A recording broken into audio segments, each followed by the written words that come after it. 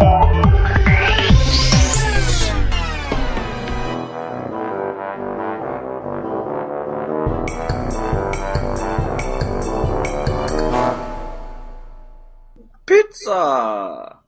Hello, and welcome to the Saladcast Tiredcast, the third one that we've done. Yeah, on this day, which is a fine day of Monday, the 14th of March, 2011. Good start. Yeah. You were well prepared. I was. I totally forgot how we did intros. I'm joined by myself, Robert Kemp. Hello. Grazie. Prego. And to my mythical left, Zachary Burgess. Well said. You nearly managed to not even manage to say a name. Zachary Burgess. Zachary Burger. How come? What are you doing your end? How come it suddenly got very noisy on your end of the line? I think that was just me shifting the mic slightly. Yeah, okay. No worries. As you may have gathered, we're using attempting a new recording technique this week that seems to have the odd effect of causing Ghost Rob to appear in Zach's channel every now and then. So don't panic. You're not going mental. It is happening. It's just terrible recording weirdness that we can't fix somehow. No, it's some sort of fuck up on Zach's end that causes some kind of feedback, but it doesn't appear to be because of feedback from his headset into the mic. It's like his sound card is fucked or something, and it just seems to put me into the recording channel for some reason, even when he's muted. It makes no sense. No, basically. But if I mute Zach, then I can't hear it anymore, so it's totally weird. Explain that one. I blame you, open source software developer. Because it's obviously the software. Oh, yeah, well, it could be. Then again, we get that. No, that can't be that, because we get that with the other recording technique as well. Anyway, games. Hi. Yes, get back on topic, sort of. So do you want to start, or shall I this week? I don't know which one has more to go through. Not that it matters, because we're not going to run out of time. No. I think we'll just... shall I cut straight to the taste and talk to the taste? Cut to the taste and talk about Red Jank Rejection. Yes, I think you should. Yeah. So, anyway... Not that we haven't already talked about that tons on this podcast in various other times, but now you've played it. Yeah, now Dan has imparted me with a disc, and I shall partake in that disc of game. And lo, I have. Yeah, I'm about 8 hours into Red Dead Redemption, and I have to say, it's better than Grand Theft Auto. You'd hope so, since it came after Grand Theft Auto. Yeah, but, it is still Grand Theft Auto underneath. It is definitely Grand Theft Horse, but it's somehow not crap, or not annoying to me in most ways. Sure, it has its frustrations, but somehow I can't stop playing it. Or, 8 hours in a week for me is not bad. It's really a question of what have you not been playing that you've stopped. That is like another game for you to start playing and then never finish because something else will come along. Yeah, that is true. I suppose I have stopped playing Final Fantasy 13 this week. I haven't really touched it at all. But then again, that will keep going forever anyway. So yeah, that's like 60 hours of goodness right there. Yeah, so I haven't touched that. And I suppose I haven't been playing Blur that much since I picked up Red Dead. But there's been a few other things to try as well. Yeah, so about 8 hours in. I have to say, yeah, it is better. You don't have so much crap to deal with. But as Dan was saying, I'd like to talk about the jank, as I may have alluded to in my description of the game. It's... When it happens, it is so unrealistic and sort of pulling you out of the world. Most of it is freaking hilarious, but it's just so bad, a lot of it, that it doesn't make any sense. And actually, sometimes it's quite frustrating from a gameplay perspective as well, which is a bit of a flaw. But, for instance, I'll just talk you through one scenario. I was doing one of the side thingies, which is every now and then these bounty posters go up, and you could, say, oh, that's nice, I'll go do that, I'll go capture this guy. So I picked one up, and said, "Yes, go to the hills." So I do. I go to the hills. I get there, and I find the gang. I ride up on my horse. They turn around and go, "You shouldn't be here," and all of them pretty much shoot at exactly the same time, and I die in an instant. Which is like, great, that was good. Maybe you should have done something more tactical. Well, like snipe them from a long way away. I did sort of try. I went round one side of them, but then they sort of noticed me and surrounded me, and they went bang. And so the second time I did it, I got off the horse and walked up to them. They totally noticed me straight away. Yeah, somehow they didn't all shoot at me at once, and it was quite an easy fight, and I won. And I lassoed the guy, and and I put him on my horse, and we start riding off in the distance. But some of his cronies are catching, or they're in the area, and they're trying to take me down.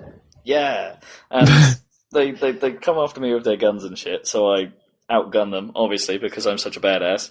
And they fall off their horses, and they're all sort of nearby in a nice neat little pile. So I go, right, I'm going to loot those. Could do with the ammo, do with the cash. It's quite early in the game. I could really do with some cash. So I loot the bodies. And then start heading back to my horse. And just, I mean, literally, I'm like an inch away from this fucking horse before I get back on it. And the horse just promptly dies. It just right in front of me just goes, fa-dump.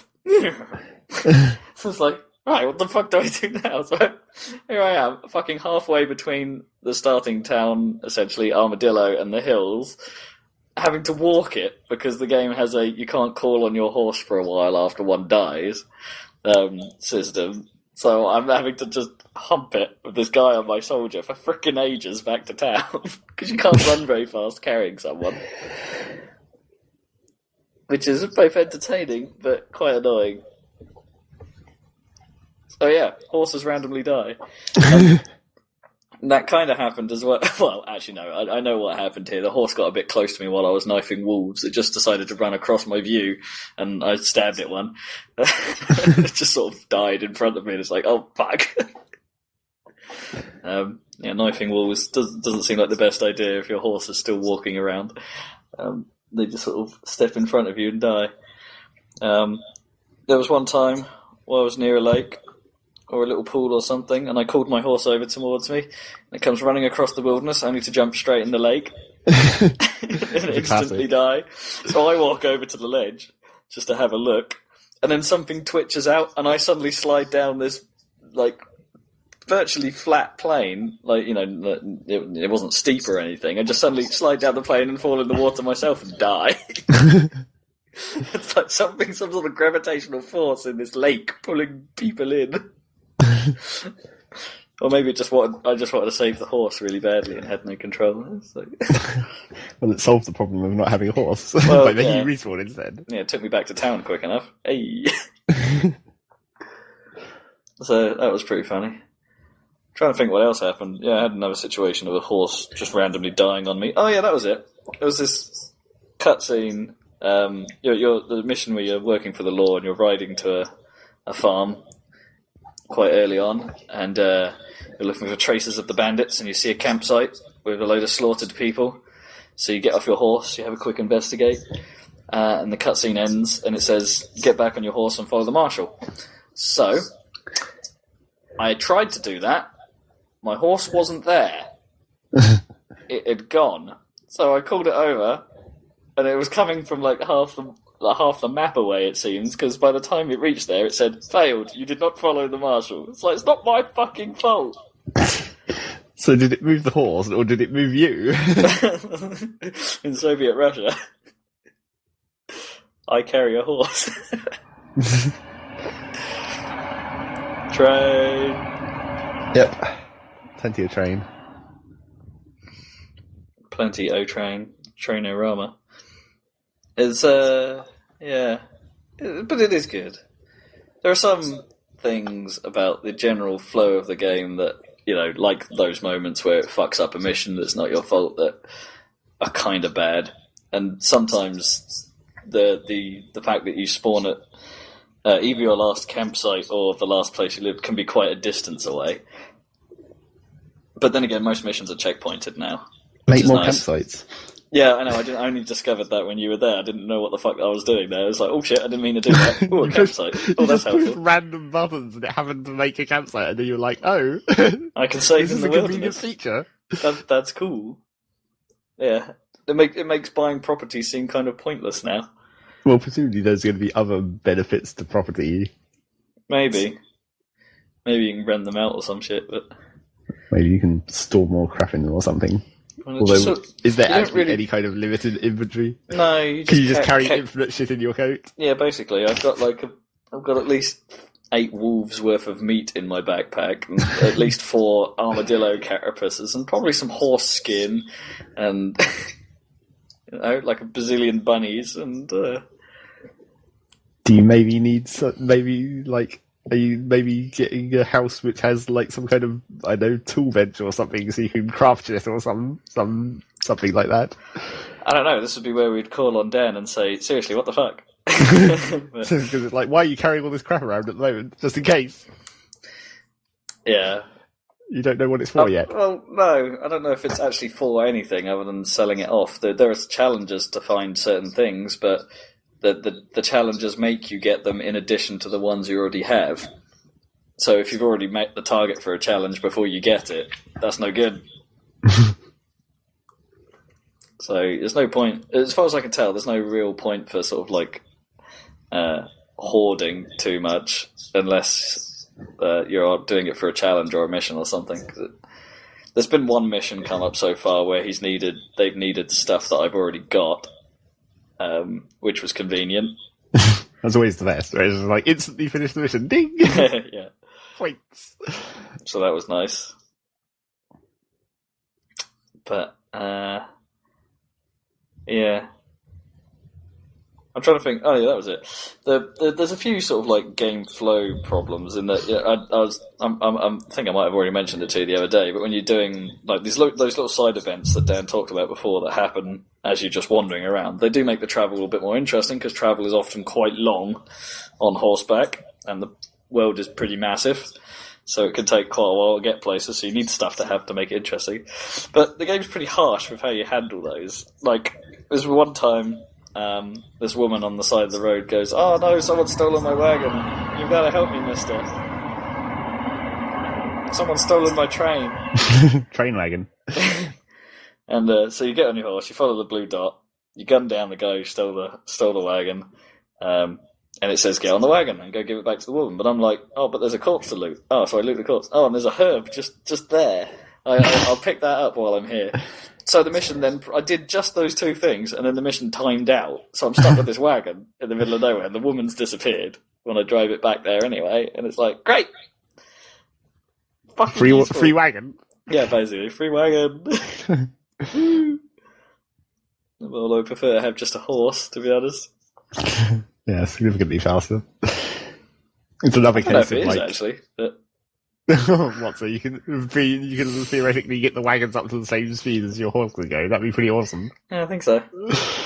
I did have some problems that I've already talked to you before, but I haven't mentioned in a public way, about the actual sort of which horse you happen to have mechanics. It seems to be like occasionally you whistle for a horse and one comes back that's completely different from the one you were riding.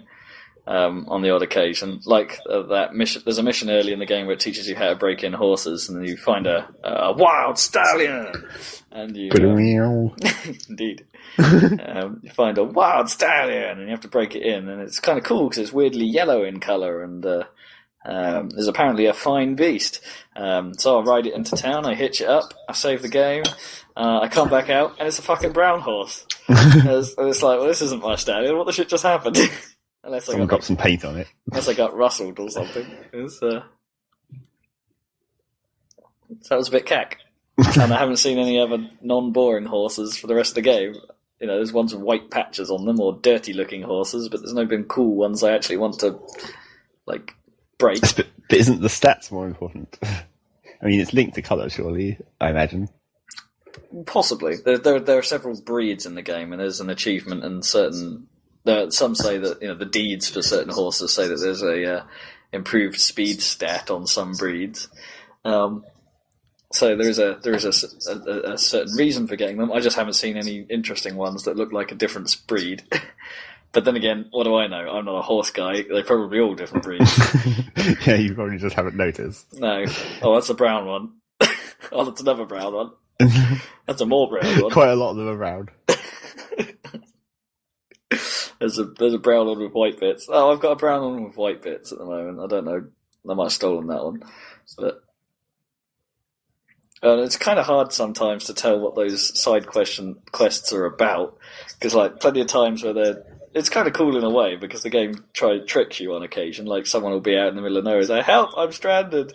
And then you help them and they steal your horse. So you shoot them. And it's like, it doesn't seem like the best planned out kind of maneuver. No. It's just like, I'm totally going to steal this guy's horse, unarmed. Just like ride away from him while he's pulling his gun out. Do, bang. I'll just get my horse back now. Thank you. It's nice and casual. But there's like the annoying variants of like the you'll stop and someone will be saying help, help.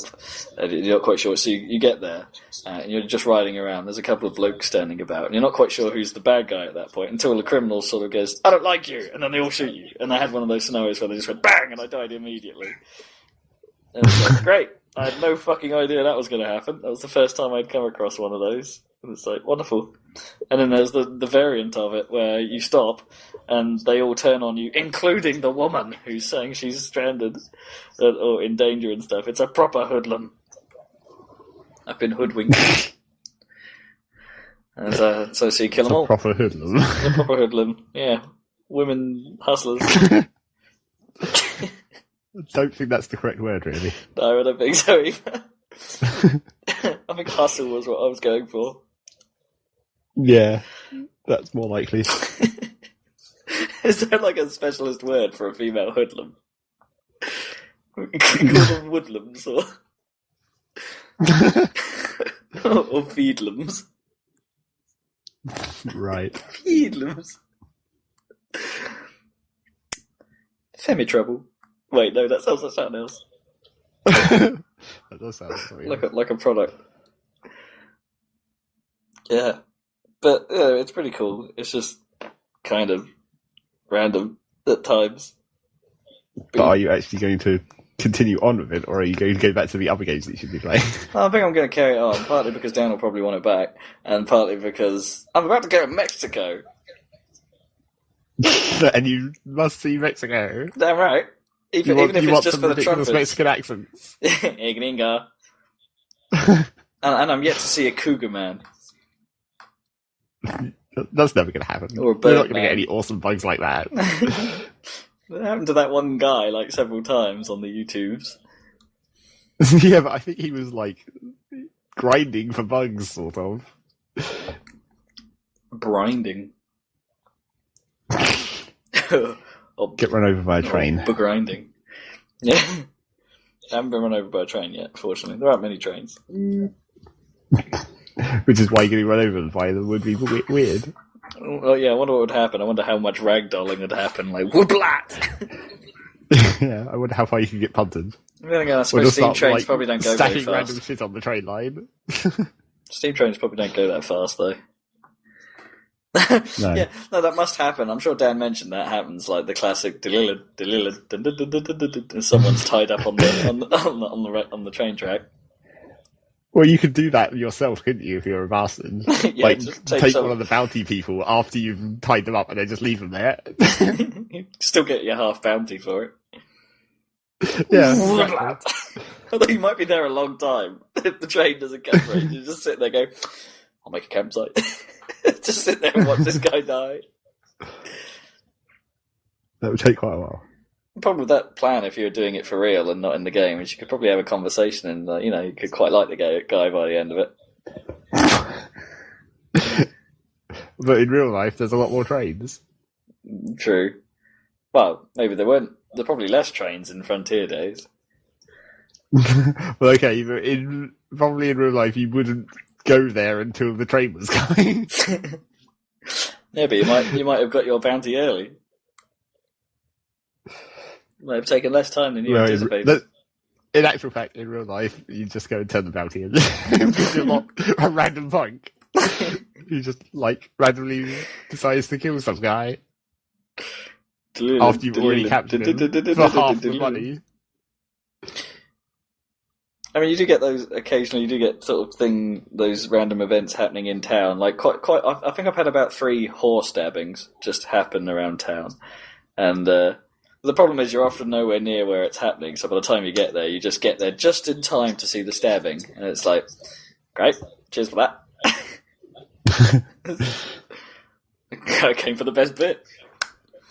Just sounds like you need an awesome sniper rifle or something, so you can see stuff from miles away and be like, "Oh, I'm not going to make it time. Snipe them." Oh no, it's happened a few times while I've been in buildings, and by the time I got outside the building, it's like, I'm going to cut you a new hole. Jump out a window. Dramatically jump out a window and like jump onto the guy's face. Geronimo, stab. That'd be awesome. That could be pretty sweet. He's not very good with heights, Mr. Marston.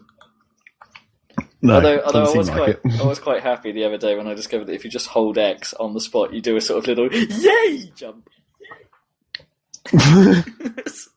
So I can, whenever I do stuff, just sort of press the button and go yay.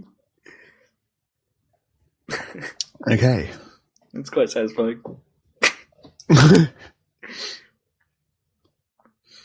But yeah, I can't fault the acting. I can't fault the story so far. Although the story's told in an interesting way, it's never like there isn't like a prologue or anything. You just sort of get dropped into it. You're John Marston. You've got off a train.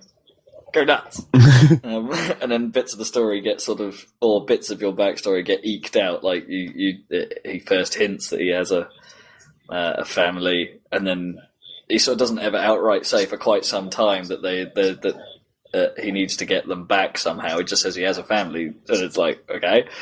And the government sorting them out. It seems to eke out bits of Marston's past very slowly, so a lot of the time you're wondering what the shit you're actually doing here.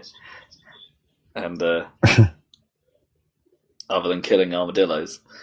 And naturally. And running over horses. And getting shot in the very first cutscene of the game, pretty much. It's a good start. But it's a bit more awesome than like malaria or whatever.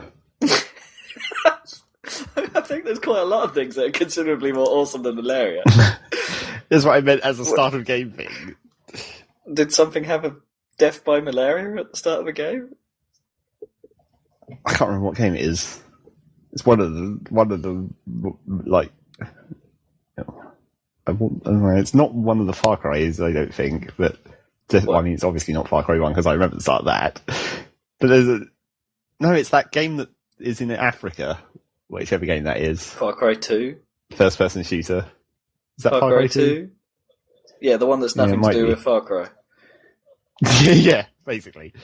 That starts where he like goes into Africa and he gets in a taxi off the airport or whatever, and then it's like a rail sequence, obviously like Half-Life or whatever. Yeah. Where it's just like, look at the scenery of this bad shit going on, and the taxi driver is like, oh man, there's bad shit going on. And then just as you're pulling up to the hotel, you pass out from malaria, and it's like, oh no, blah!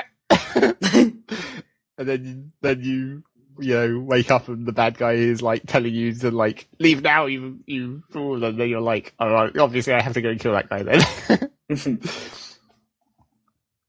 But that's the epic start of that game. It's just like malaria, lol. So basically, the entire game is you're gonna die, but you've got malaria and shit. But when you do, no, you get cured by the bad guy, which is like. What? I don't know how that. It's like, I don't know why he cures you. It's like, he might as well just leave you to die, but he's like, no, I'm going to fix up this guy who's probably going to seek me out and kill me at some point. Not quite sure. I don't know really anything about that game. I've just seen the intro to it. He didn't take a particular. He's probably watched too many Bond films and thought, "No, this is a bit boring. We need to do something a bit more." Yeah, it's like it's no fun just having our main opponent guy just die from malaria. I mean, what the hell? No, he has to have some kind of shootout or something. This is no good, Gringo, because he was Mexican in Africa. Mexico.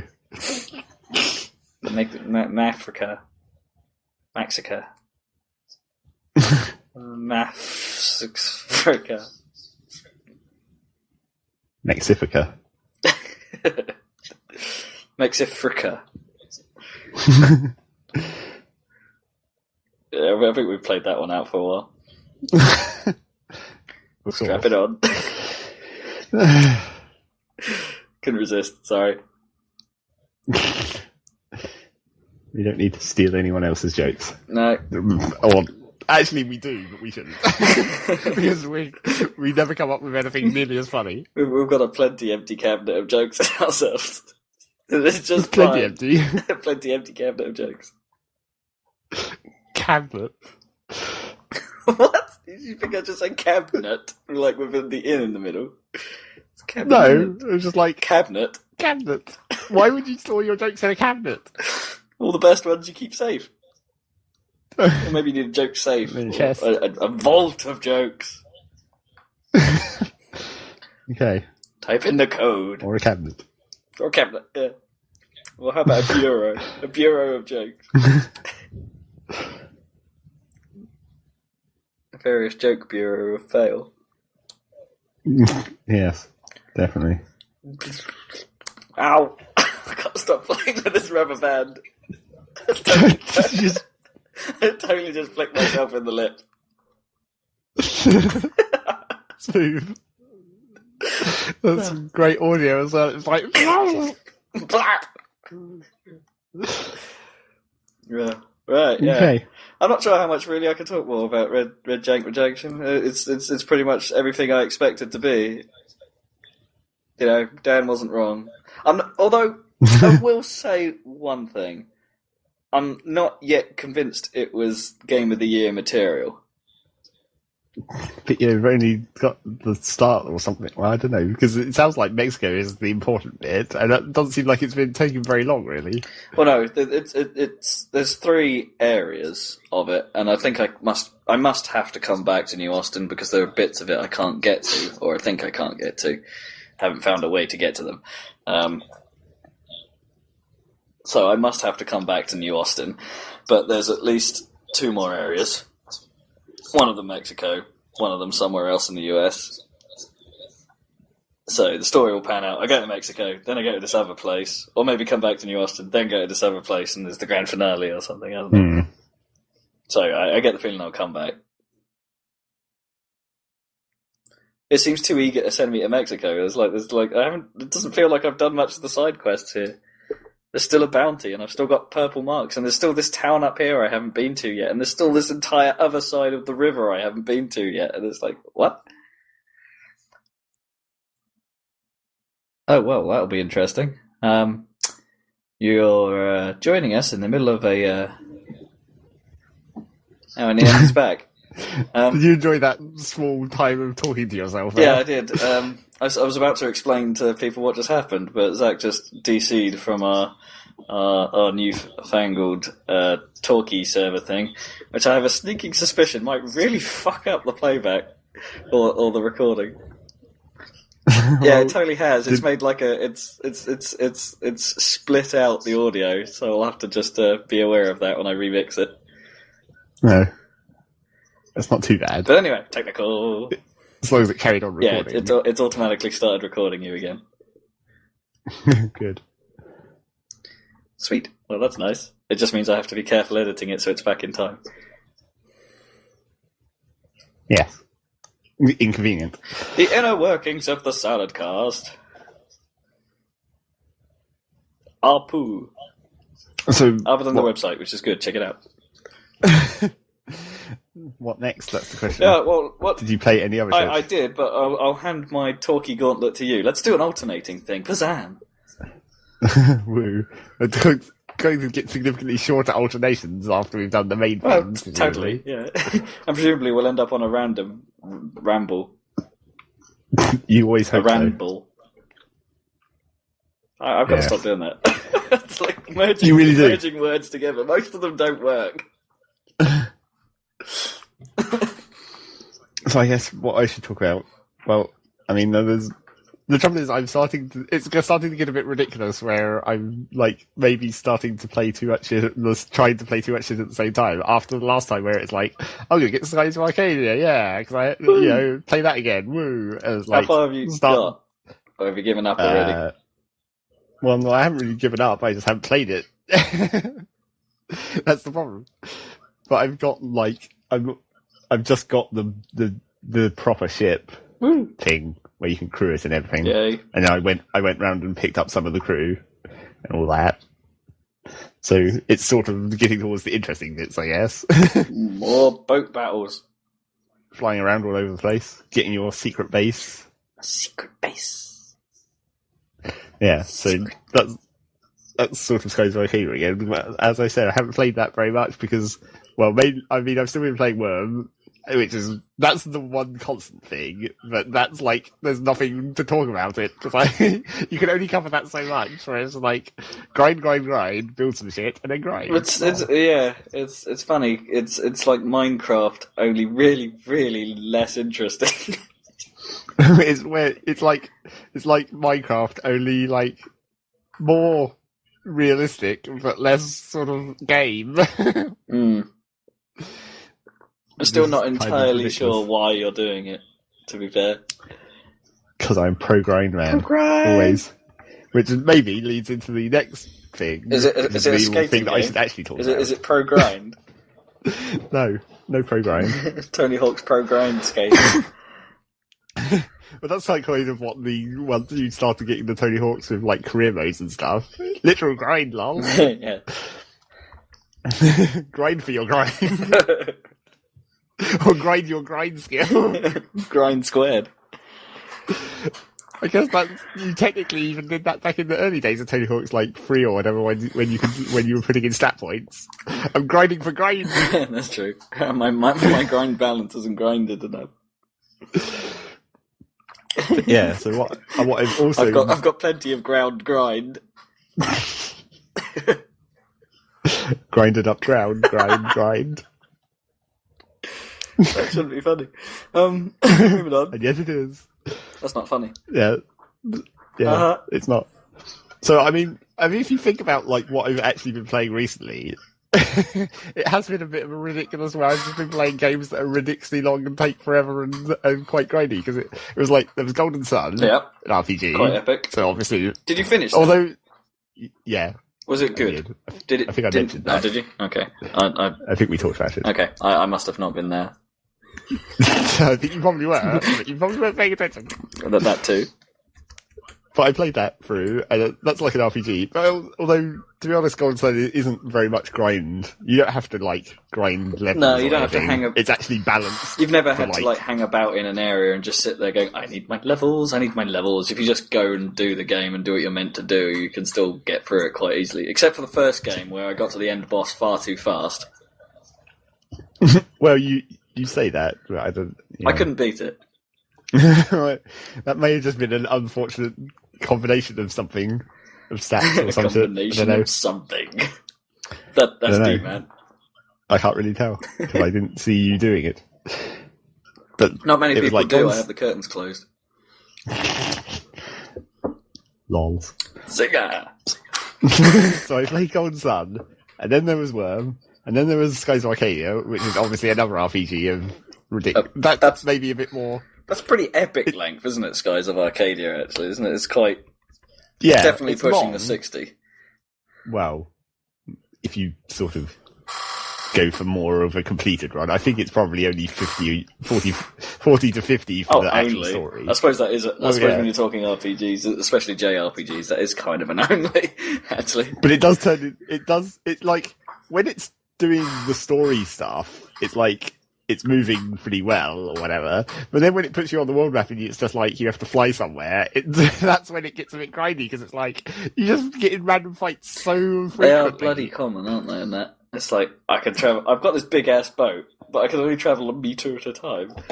Yeah, and if you're searching for like the secret, landmarks or whatever, oh yeah.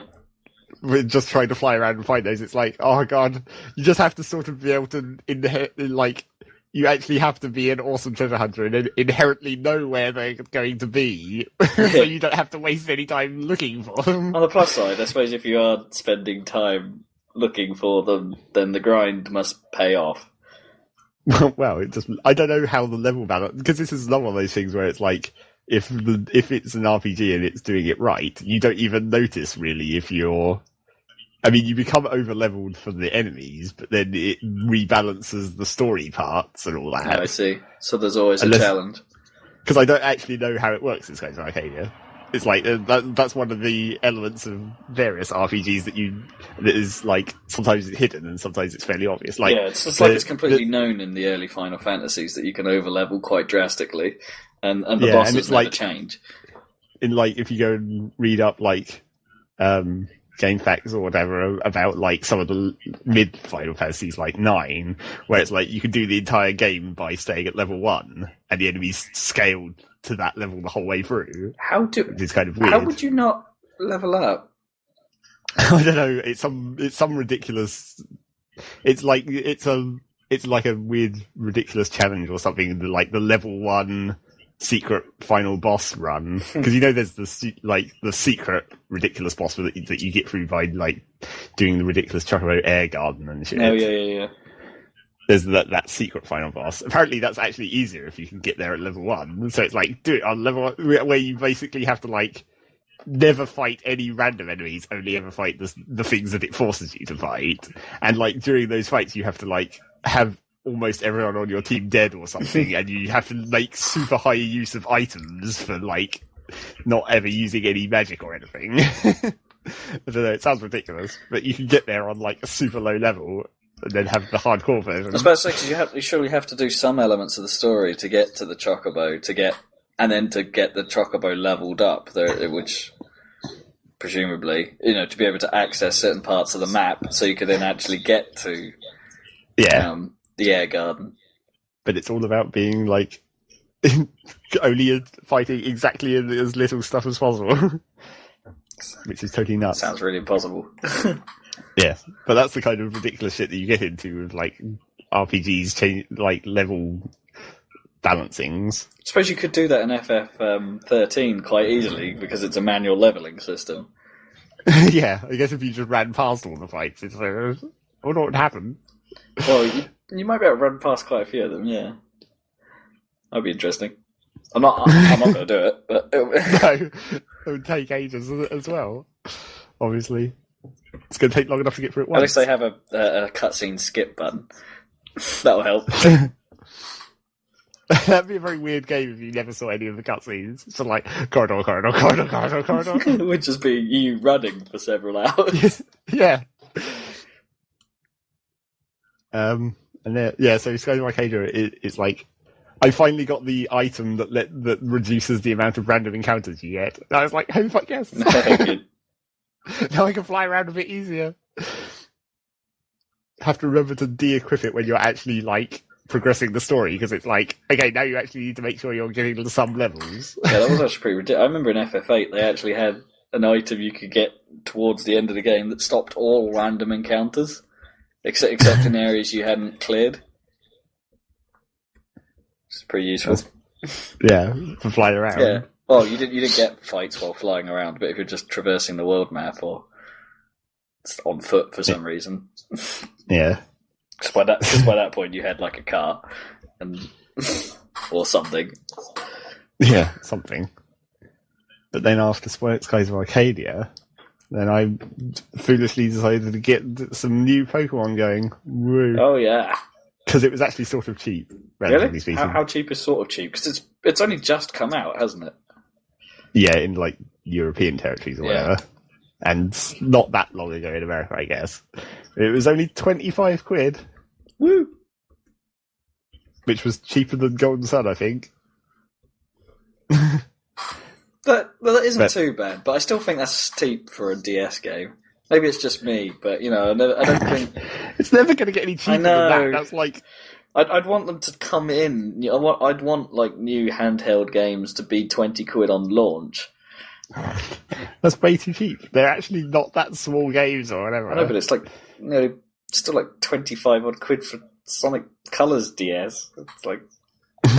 Yeah, but that's just a bad comparison. Yeah, I know. I know Pokemon has epic... The Sonic Rush games were never long. Yeah, but then what about the whole Pokemon hasn't really changed thing? It's like, they say that Black has the most shake-ups of any of the sequels in the Pokemon series ever, but at the end of the day, it's still practically the same as Pokemon Red and Blue. Well, yeah, but I mean, it's The same. Even Final they Fantasy changed things.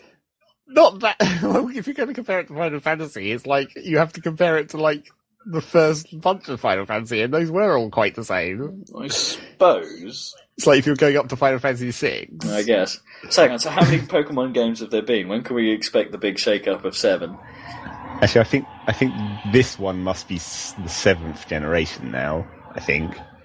Hang on, let me just work it out because you got red and then gold, and then ruby and then pearl. So this is 5. No, because there's another one somewhere in the middle. I'm sure this is 7th. I don't know why. I don't think this is 7. I think it's probably unless you're counting like the greens and the yellows. 7 as like it's something to do with like the number of Pokemon or something. I don't know. I can never remember the generations, but it should. Because there wasn't another DS one in between Diamond and Pearl and this one, was there? Not that I know. I mean, there were some spin-off shits, like Misty. Oh, yeah. No, wait, there was another one, wasn't there? Because it had that Pokewalker thing. Right, what the fuck? Let's just look this up. Right, here we go. The fun times of internet in the middle of a podcast. Not that we're alone in that. I'm looking at you, Ryan Davis. Yes, but he does it significantly more stealthy than announcing his It's like, right, let's just look this fucker up. Right, go on. It'd help if I could find the right page. Although now all I can think about... Damn it, I saw a picture of the cartoon series come up on Google just then, and now all I can think about is Gary. For those who haven't seen it, you have to check out Ash's Retarded Adventure. It's like a YouTube poop of the cartoon, but it's frickin' hilarious. It's like most YouTube poops are crap, though, aren't they? But this one's properly good. It's not properly good. It's you find one bit of it incredibly hilarious. I find lots of it hilarious. It's like when Professor Oak, like handing where the starter Pokemon should be, and it's like, here they are, your balls. Yes, it was maybe it's just a case of it being suitably tailored to your ridiculous. Dude, hilarity taste. You just got knocked the fuck out. Ha ha ha. LOL. Have you found this goddamn page yet so we can move on? Yeah. Hang on. Right, here we go. Oh no, that's the films list. That's not good. What the fuck?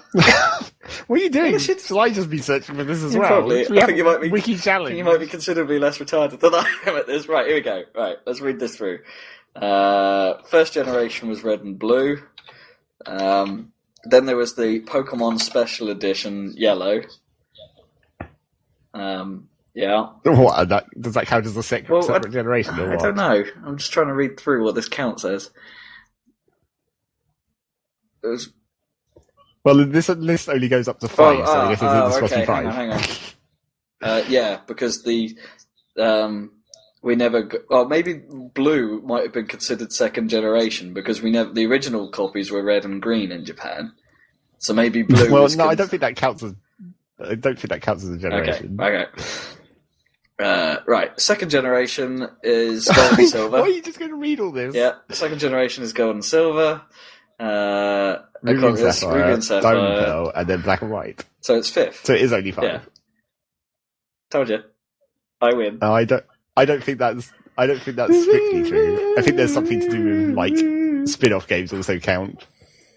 Or it's some weird organisational thing in the Pokédex, or God only knows. But anyway, so let's call it 5. So it's still only Final Fantasy 5. Yeah. So we've still got 2 more games. So, you've got to put the next one is going to be another rehash or something. Although FF6 is considered one of the best. Yeah. Of that, although I admit it's not much different from Final Fantasy 4, and even Final Fantasy 1 followed similar rules. So yeah, FF6 is pretty.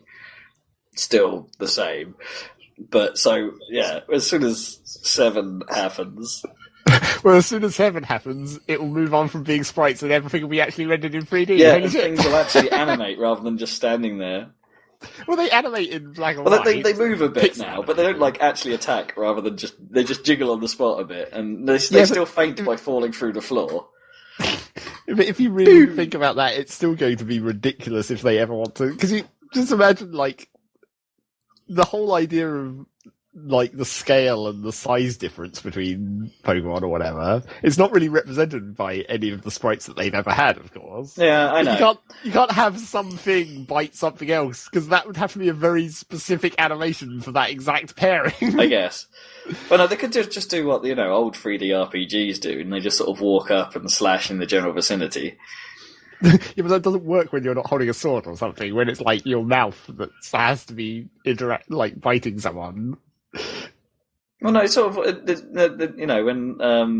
surely you've come across the scenario where you've got a huge flying monster in like Final Fantasy or something, and your guy can't reach, so he just runs up to where it would be if it was standing on the floor, uses his sword, and then somehow the thing in the air gets hurt. Oh yeah, but I still think that it's like. But they could just with a weapon. But even like the Pokemon, they could just hover slightly off the ground. That would be fine. They could just make it work, I reckon. They probably could. It wouldn't be too bad. Effort. But yeah, maybe they could 3Dify most of the Pokemon. It would be a lot of effort, admittedly, especially if they're going to go and do all the old ones. If they use the entire library, 700 of them or something. Yeah, that would actually be quite a challenge. Maybe they should cut it down because maybe it's got a bit. If they're going to reboot it for the 7th, maybe they should actually reboot it. Now that they did the whole idea of Black and White having an entirely new set of Pokemon for your first playthrough, however that actually works, but supposedly after you finish the game the first time through, all the other ones mysteriously appear somehow. I'm not entirely sure how that works. I haven't got there yet. It's going to take a while. Yeah. I did watch the reviews today, and they did say it's going to take you at least 40 hours to get through the main.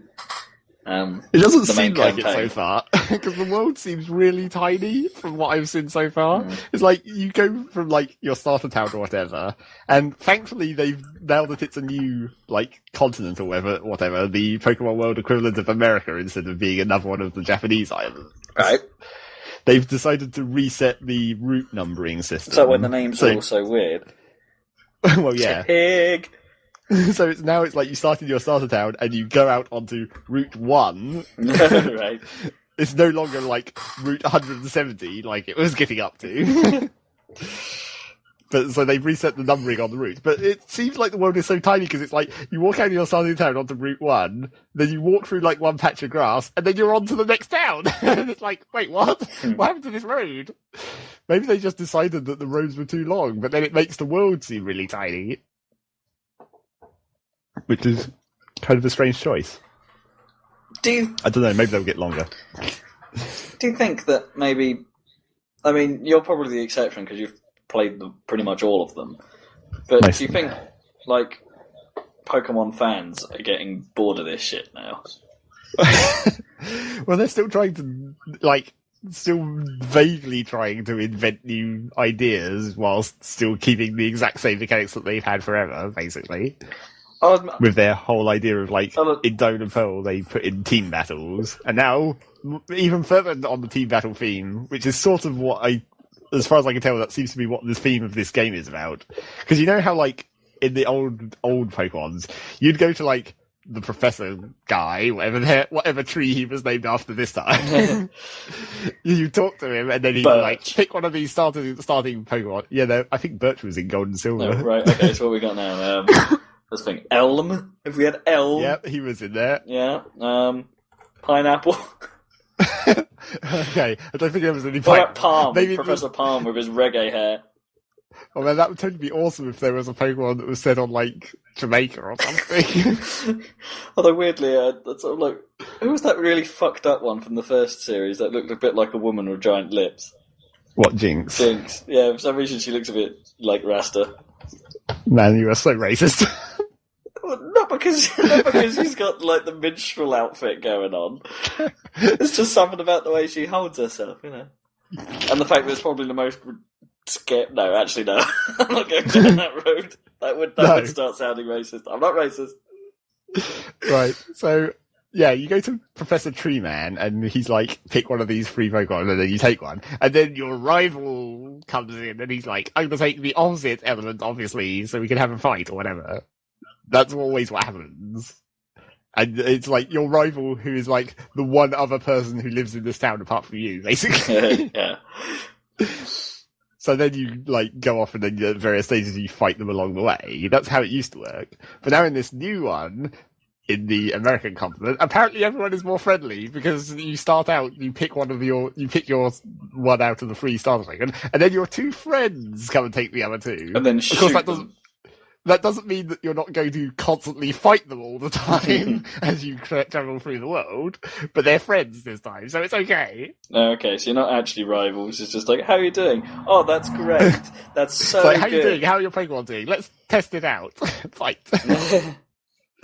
And then the whole idea of the now that they're putting lots of emphasis on the multi-Pokemon team battles, that means obviously you're going to team up with your friends sometimes to have multi-fights. Because in Diamond and Pearl they already introduced like the idea of having two at once. Yeah. 2 versus 2. But now in this game apparently it's going to increase to 3 versus 3. Well, actually, which obviously will make sense. Different players versus 3 different players, you mean? Well, you know, I've seen 3-on-3. I've seen 3-on-3 team battles in videos, and I've seen rotate battles in video, which look a bit messed up. Although, according to the reports, they only happen like 3 times throughout the entire game. So preparing for them or making sure your team is adequate for them is completely useless. A complete waste of time.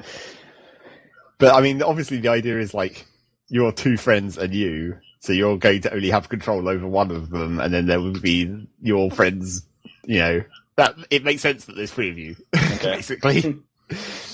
That's going to be clearly going to happen at some point. But then, obviously, extending the whole idea of like the team battles even further, it's like you get weird dark green grass in the world, dark green long grass, where wild Pokemon can appear in pairs. So it's like, I know, we're sort of going hardcore on this mechanic now. That's really the only mechanic that's different, though. They should have certain types of enemies that are like naturally pack animals.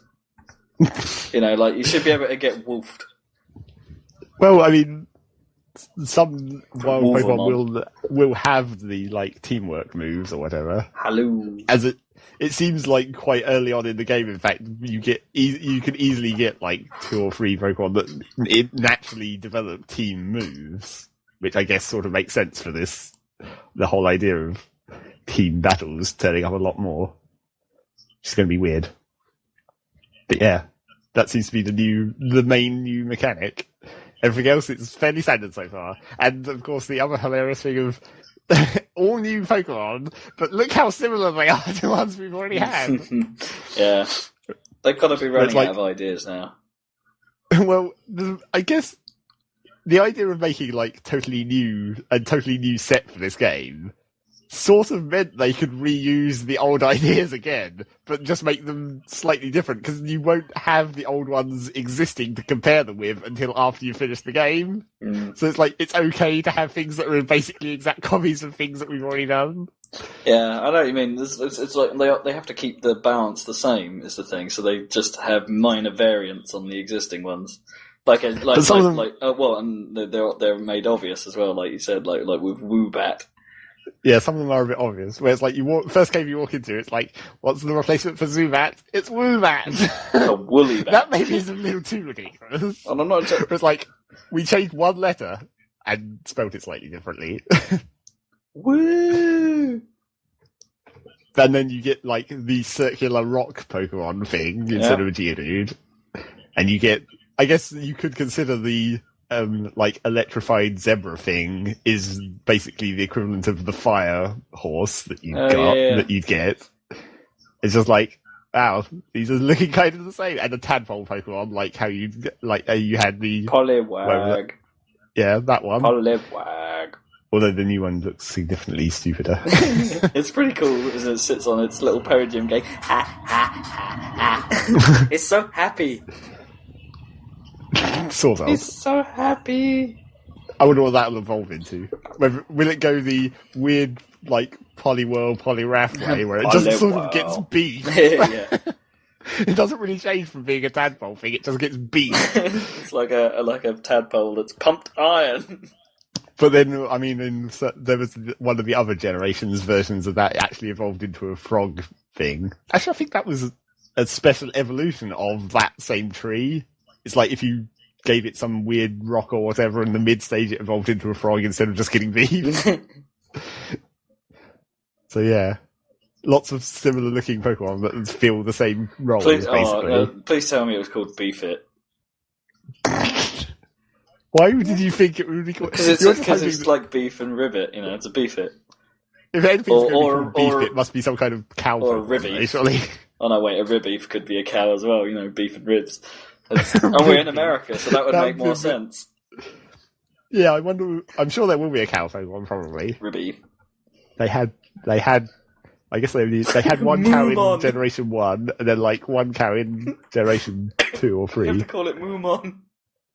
Moomon. I'm sure it's not going to be called that. Well, they could do a cow-sheep cross and call it Mouton or something. Oh, I see. That's sort of ingenious. But what would that even look like? Be a woolly cow, yeah. They already have a sheep, an electric sheep from Gold and Silver.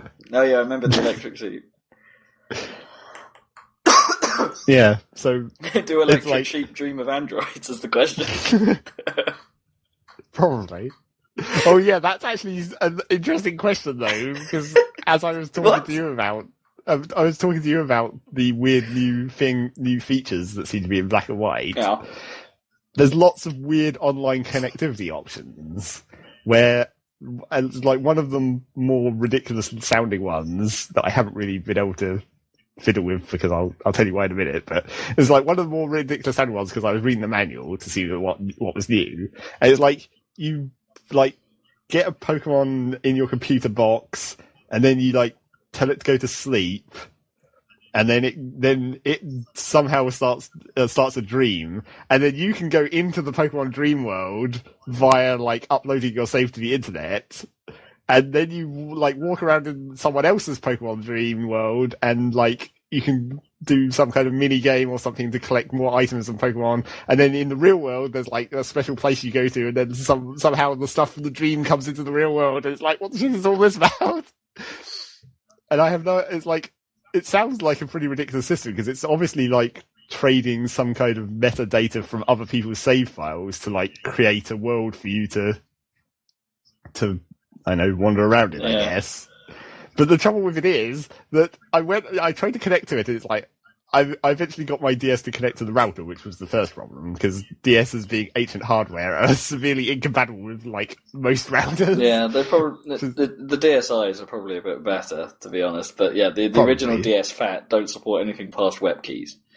Yeah, that was the problem. So I eventually got it to connect to the router, and it's oh, well, I finally got the connection working. But then when I went to try and connect to this weird, whatever, Dream Game Sync weird shit, it was this is not working, and it's error code. And I'm well, why the fuck is this? So I went and looked on the website for it, because it's also got a web-based some kind of mini game or some shit, apparently.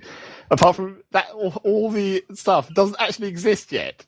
Doesn't come online until 30th of March. And it's wait, what? So for the launch of this game over the entire world, it will already have been out for nearly a month before all this shit becomes available. That seems a bit slow. Well, how long has it been out in Japan beforehand? Because I raised the theory that maybe they wanted time for players to have built enough to have played the game enough, essentially, so they could have enough information, perhaps, to build this dream world. Well, I think it's already been out for a couple of months in Japan, but it's people will have finished the game by the time this additional feature comes online. And by the way, it's suggesting that it's a way to get more items and Pokemon and stuff. It doesn't seem like an end game thing. It seems like something you do on the way. Yeah, something to get extra stuff. To help you on your quest. Yeah, it sounds a bit weird. I don't know why that's not online. I mean, they probably didn't get it finished in time and thought, oh, it's an online feature, we can get to that later. But for it to be nearly a whole month after the fact, that's not getting there in time by quite a long way. A whole month after the fact for the European release. Consider it DLC. Well, for free. Guess so. Maybe. But then it's also a bit weird how it's you get the ability to access that quite early in the story or whatever, but then you can't access it. It's well, you were going on about all the interface like problems, because there are quite a few. It doesn't seem to take advantage of the DS properly. Well, yeah, it's like, again, with where they've, like, there's new options that they've set up for, like, where you can check mark a specific window so it comes up in your quick menu or whatever, and that kind of thing. Except you can't you can't have the switching Pokemon option in your quick menu. So in order to shift the order of your team, if you're not in a battle, you still have to bring up the normal menu and then go to the Pokemon menu and then shift them around. And then when you're in that menu, where it's like the list of your 6 things and you put them in the order that you want them to come out in or whatever, you can't drag them around, even though it's on the touchscreen and it's clearly just a list. And it's like, why can't I just pick that one up and move it to there? I kind of think maybe we're a little bit spoilt by the iPhone in that respect. You know, they've shown us how you can just drag stuff to.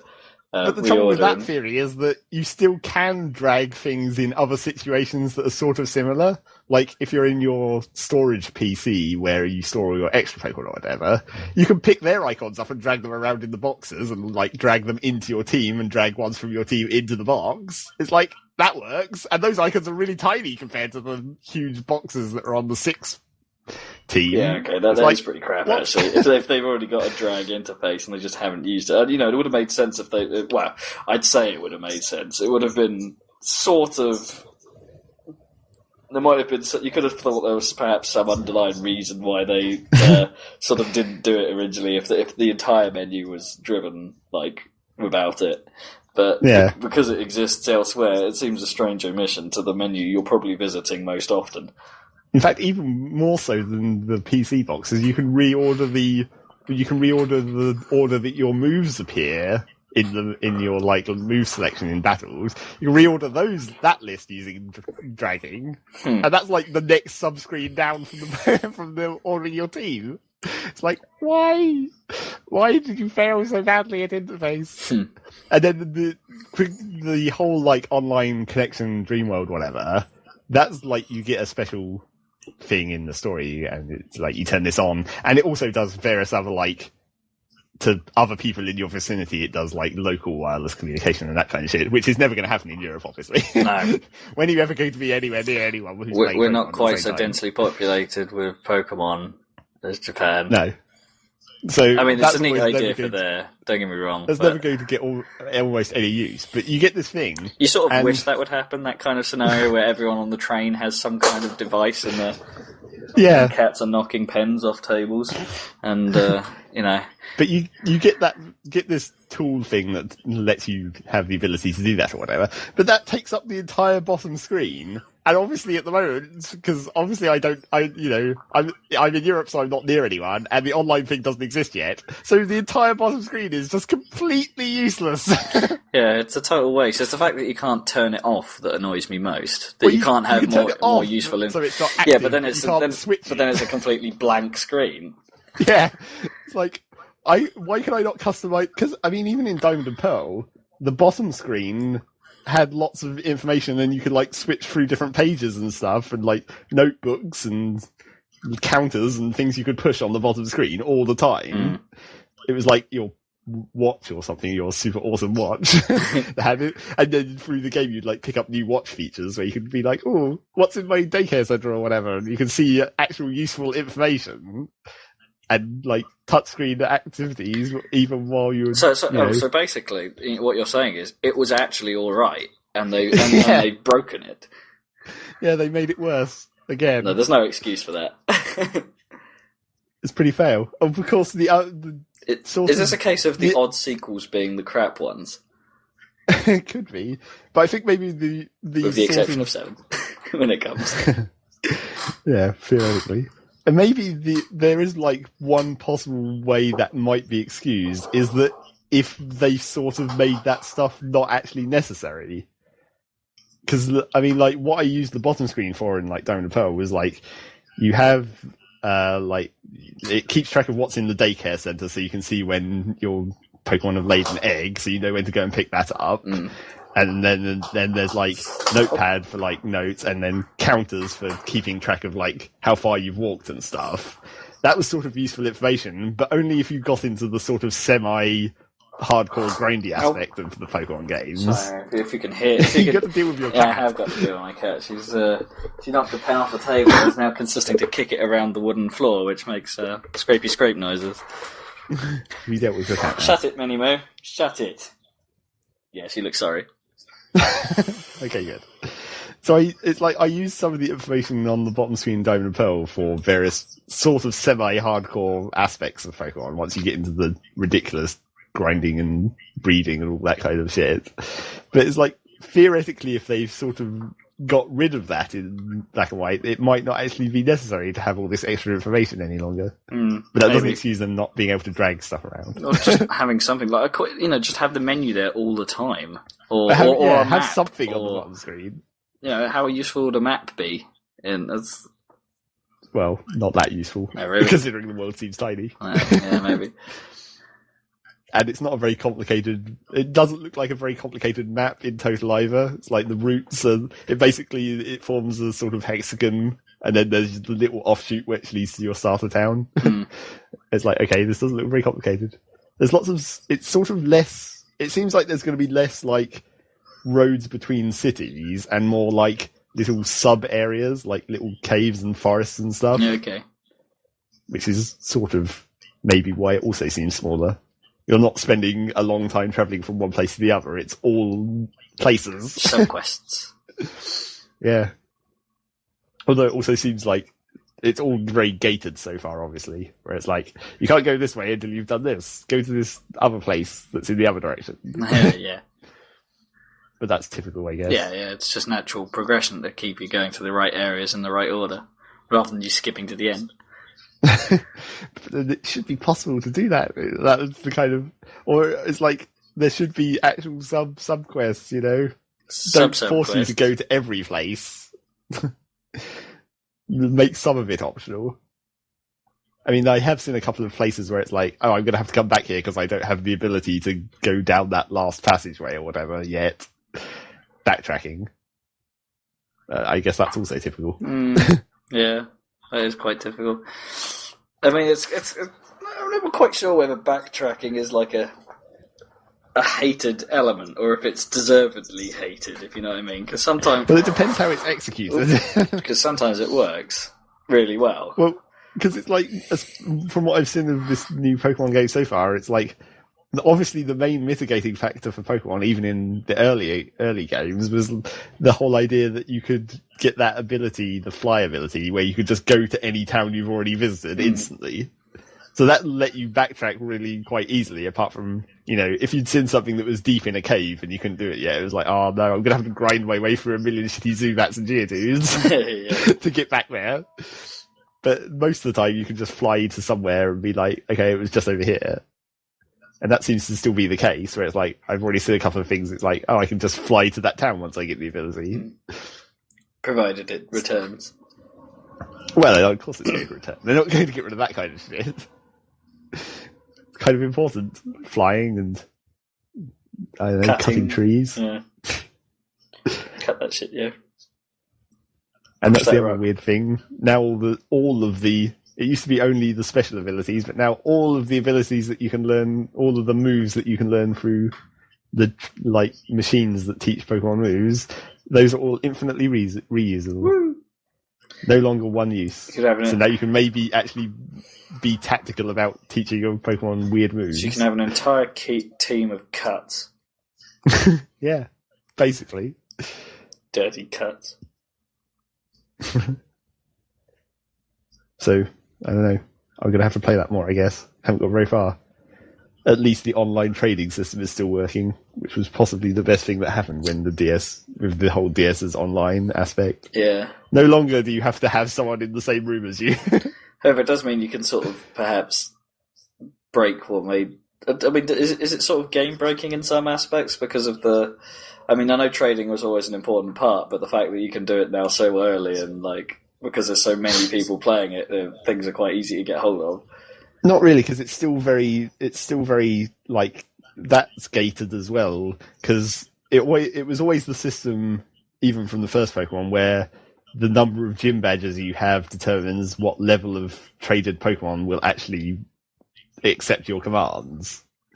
So it's like once you get the first gym badge in this new game, you can keep control of anything up to level 20. So you can't get excessively over-leveled stuff and just power through because it won't obey you. Is the idea? Oh, I see. Yeah. But then also for the online trading, you can only things that you want to get through the trade. You can only search for stuff you've already seen. So you can't just like input the name of the legendary boss and then be like, "I'll have that, please." You can't just get the legendaries straight away and then. Yeah. I suppose that makes sense. You can only trade stuff you've already seen. Trade stuff that's in your Pokédex. Yeah. Which is all. Presumably that doesn't work for the ones that only exist in the other game, or will you see them in? Well, you might see them because that was sort of how it worked in Diamond and Pearl, where like NPC people you'd fight would have them, so you'd see them through the battles, but then obviously you wouldn't be able to get them apart from by trading. Yeah, it would just like unlock the ability for you to get them, basically. And is there any major differences between the black and white editions this time, other than what appears in them? Apparently there is, but of course there's no way for me to actually tell because I'm only going to play one. Well, no, true. You're not a fool. No, but apparently there is some quite significant change. Like the actual layout of some areas of map is totally different. I just can't believe I said you're not a fool. You play Worms. Specific fights and stuff might be different. And you're fighting against Team Plasma. Team Laser Explosion! Yep. They're actually, the Team Plasma symbol that appears when you start a fight against them is actually quite lasery and it's like, and quite explodey. It's like it's like a shield with a P comes up and then the Z is like, and, like, zaps across it. Team Rocket. With a kind of a zappy explosion noise. Team Rocket blasting off at the speed of rocket. Yeah, exactly. Surrender now and prepare to surrender. More Ash's retarded adventure. Hey! So yeah, Team Plasma. It's quite a weird the whole story of this game so far, where it's like Team Plasma want to free Pokemon from the oppressive rule of trainers. They don't want you training Pokemon. Release them into the wild, which we're going to do by just stealing all your Pokemon. Lol. Because that's all that the bad people in Pokemon ever do. Steal your Pokemon and then just set them free so you can catch them again. It's a good plan. Yeah. I don't know what... obviously, that's not going to be their actual plan. There's going to be some secret world domination thing going on at some point, I'm sure. Or, like, all the Pokemon that they're claiming to be freed will be, like, brainwashed or some shit. I don't know. Isn't that, like, a little touchy subject or something? You know, it's like, actually, isn't that casting the trainers in the oppressive light this time? So you're sort of... Well, yeah. It does seem a bit like, you know, that sort of element of, like, actual, quite ridiculous sort of theological discussion about the whole idea of Pokemon, where it's like, oh no, do Pokemon actually enjoy this? I don't know. Do they enjoy kicking two shits out of each other?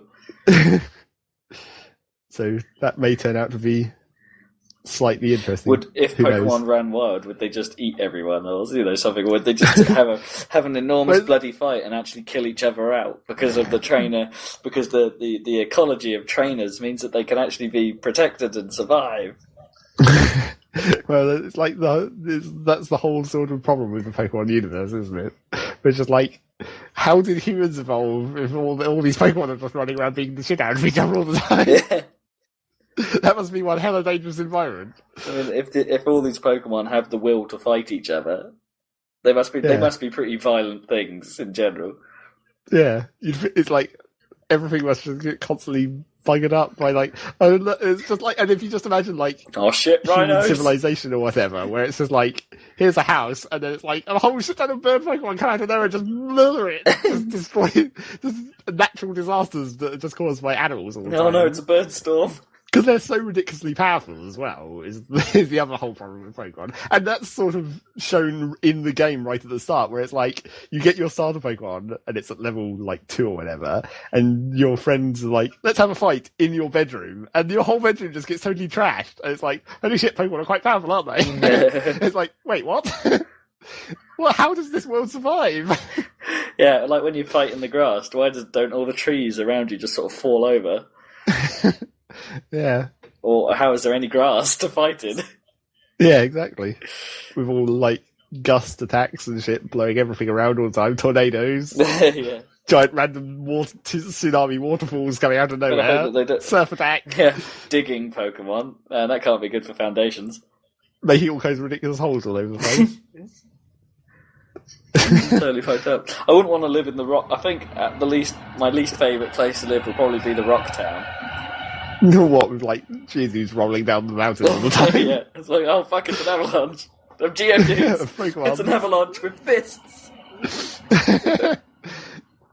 It would quite kind of suck to. I mean, if you just think about like in the first game, like the forest where you find the Pikachus, how is that not just burnt to the ground? It's like lightning strikes all the time. Yeah.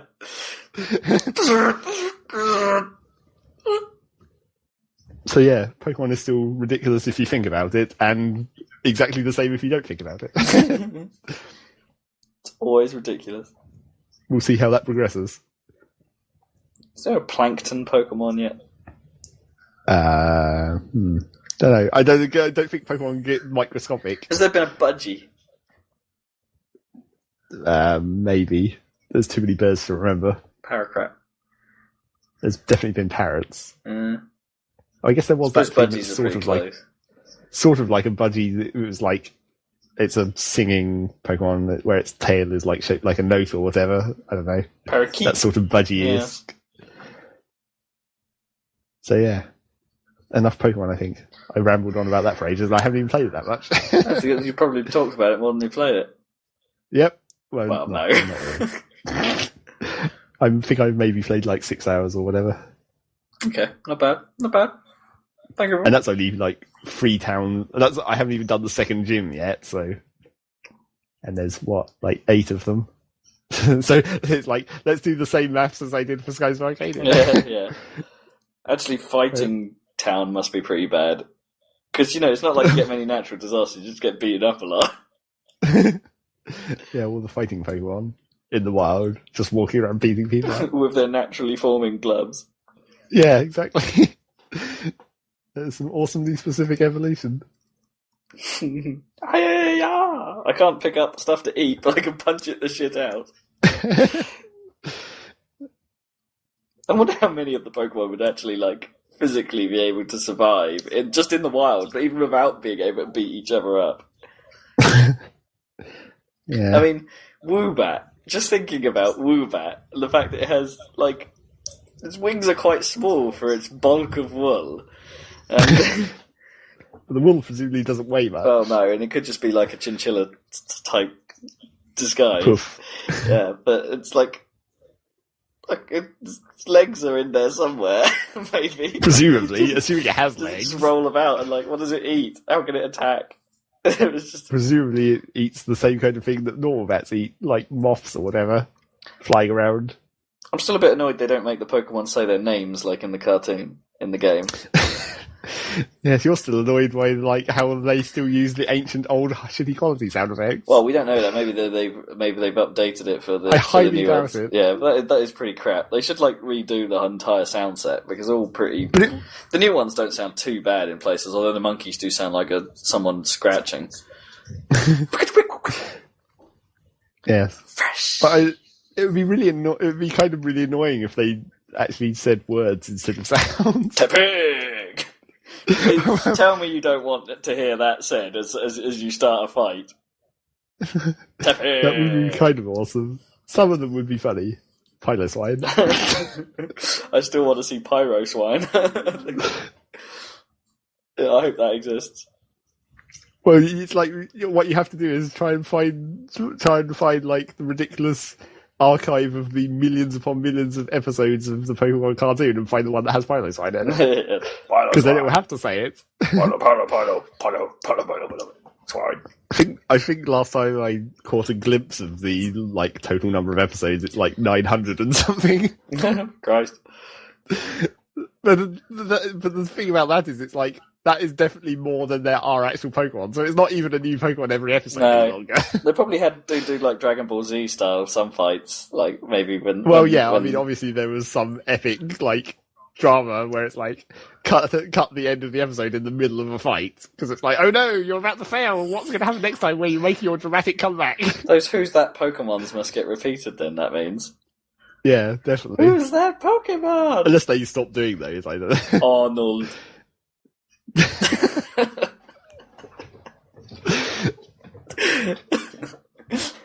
That'd be great. If they just started naming Pokemons after names as well. What's that in the grass? It's a wild Dave!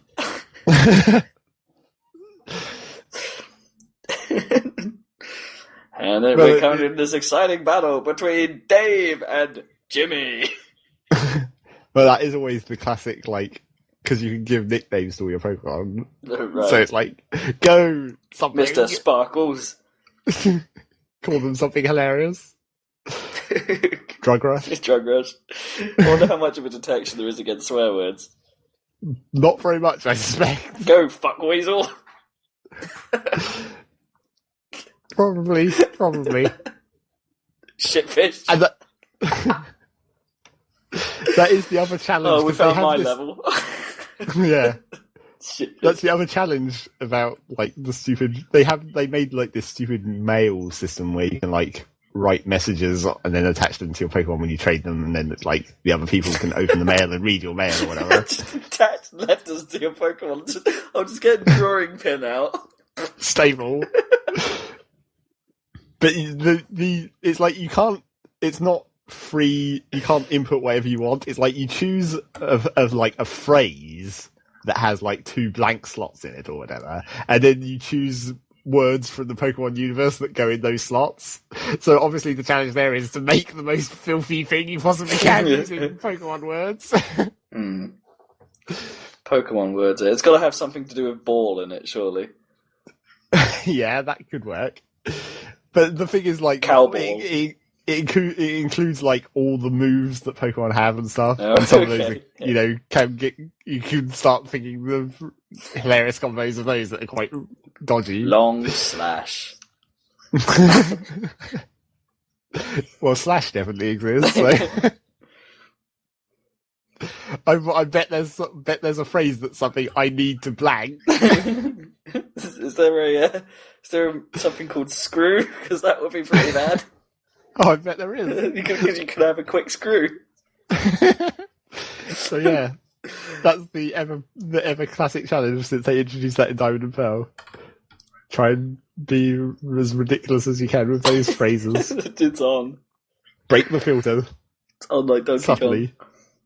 Spam doctors. So let's move on from Pokemon because I've talked about that forever.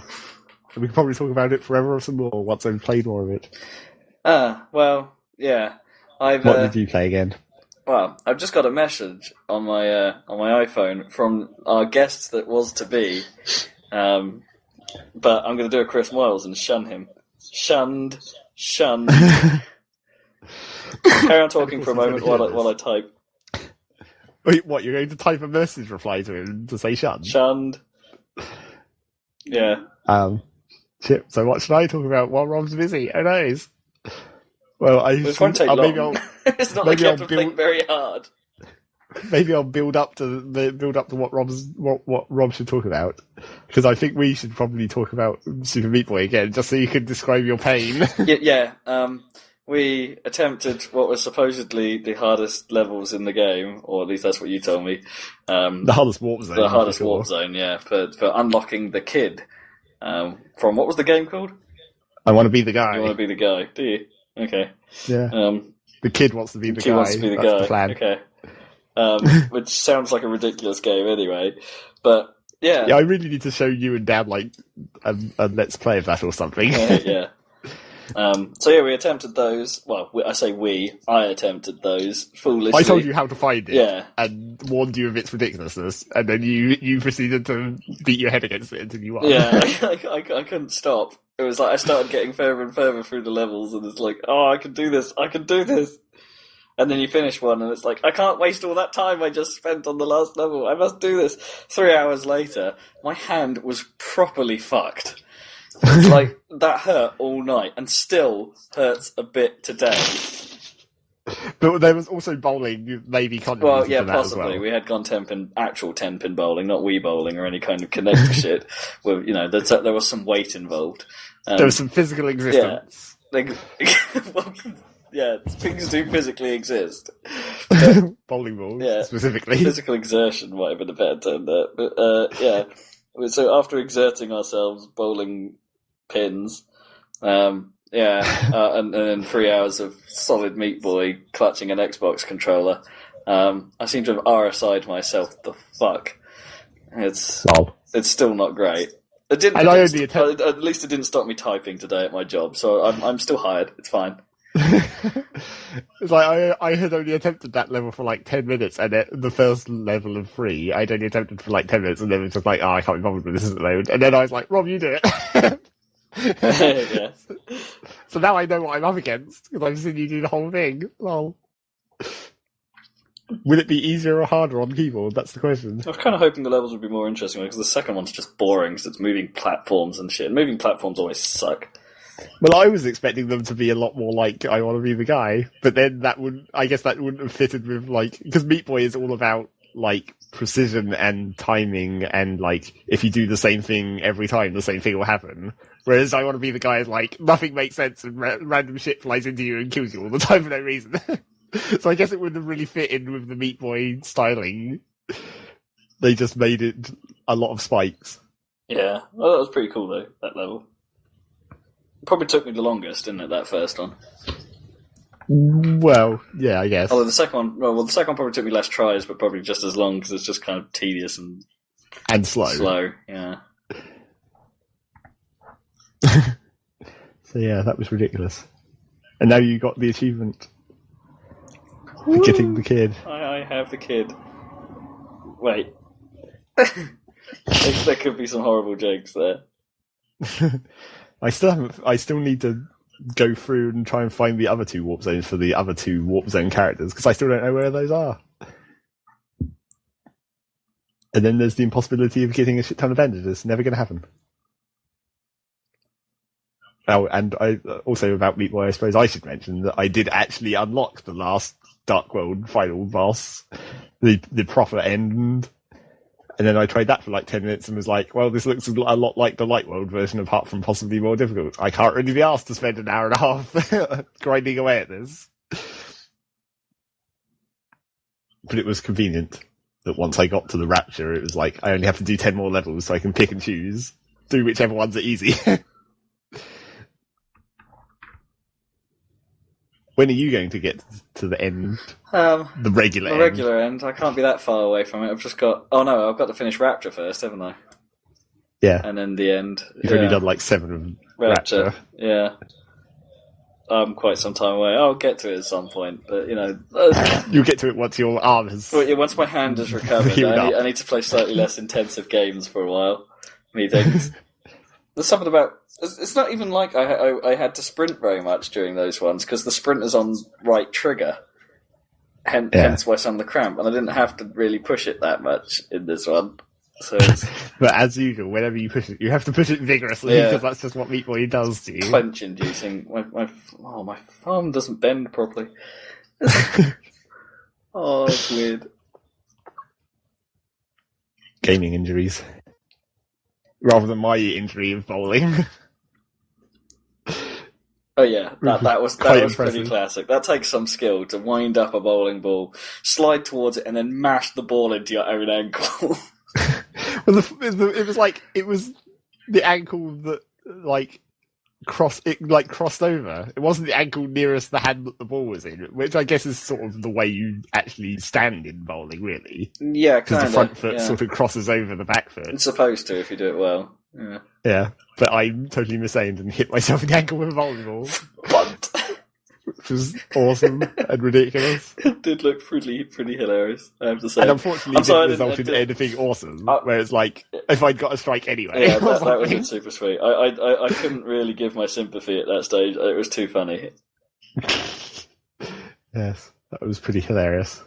Bowling injury. And actually, my hand kind of ached this morning, and my back. Physical exertion, oh fuck. God. We're going to be screwed when we start playing golf again. Totally. That's all back fucking. Yeah. And arms. And and hands and wrists and like skin from the grip. Oh, my wrists will be alright. Hey. But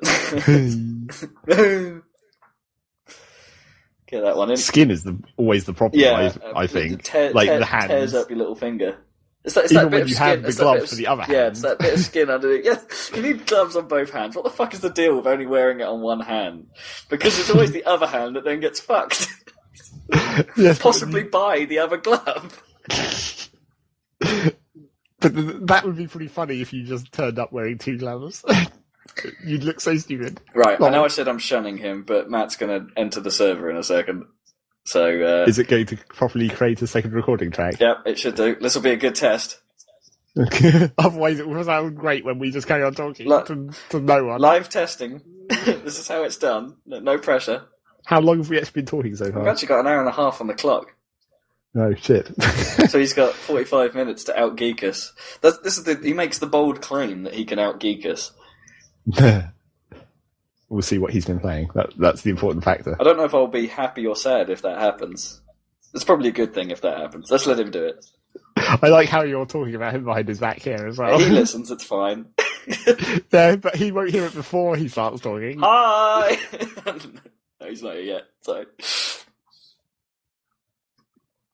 Well, shortly's a bit longer than shortly. What shall I talk about in a minute? I'll talk about And Yet It Moves very quickly, because as part of my indie bundle I purchased over the Christmas period, I finally got around to starting that. Because you finished Recettear. Because I finished Recettear, yeah. After Loop 2, and I don't know, how long have I been playing that? It's been a fucking age, isn't it? It's for an indie bundle that cost me £4, that's a lot of hours. Well...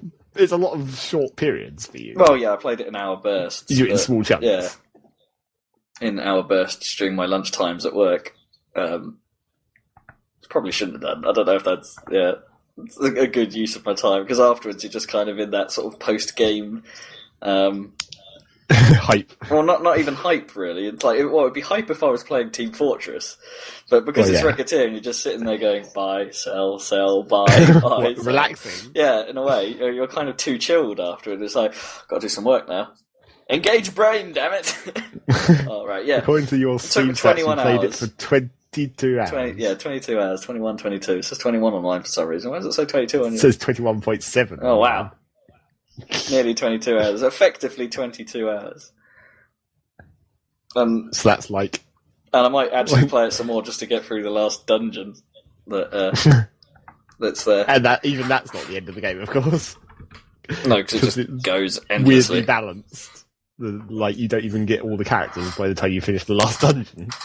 Or whatever. Oh my word. In fact, doing the last dungeon unlocks the ability to get another character.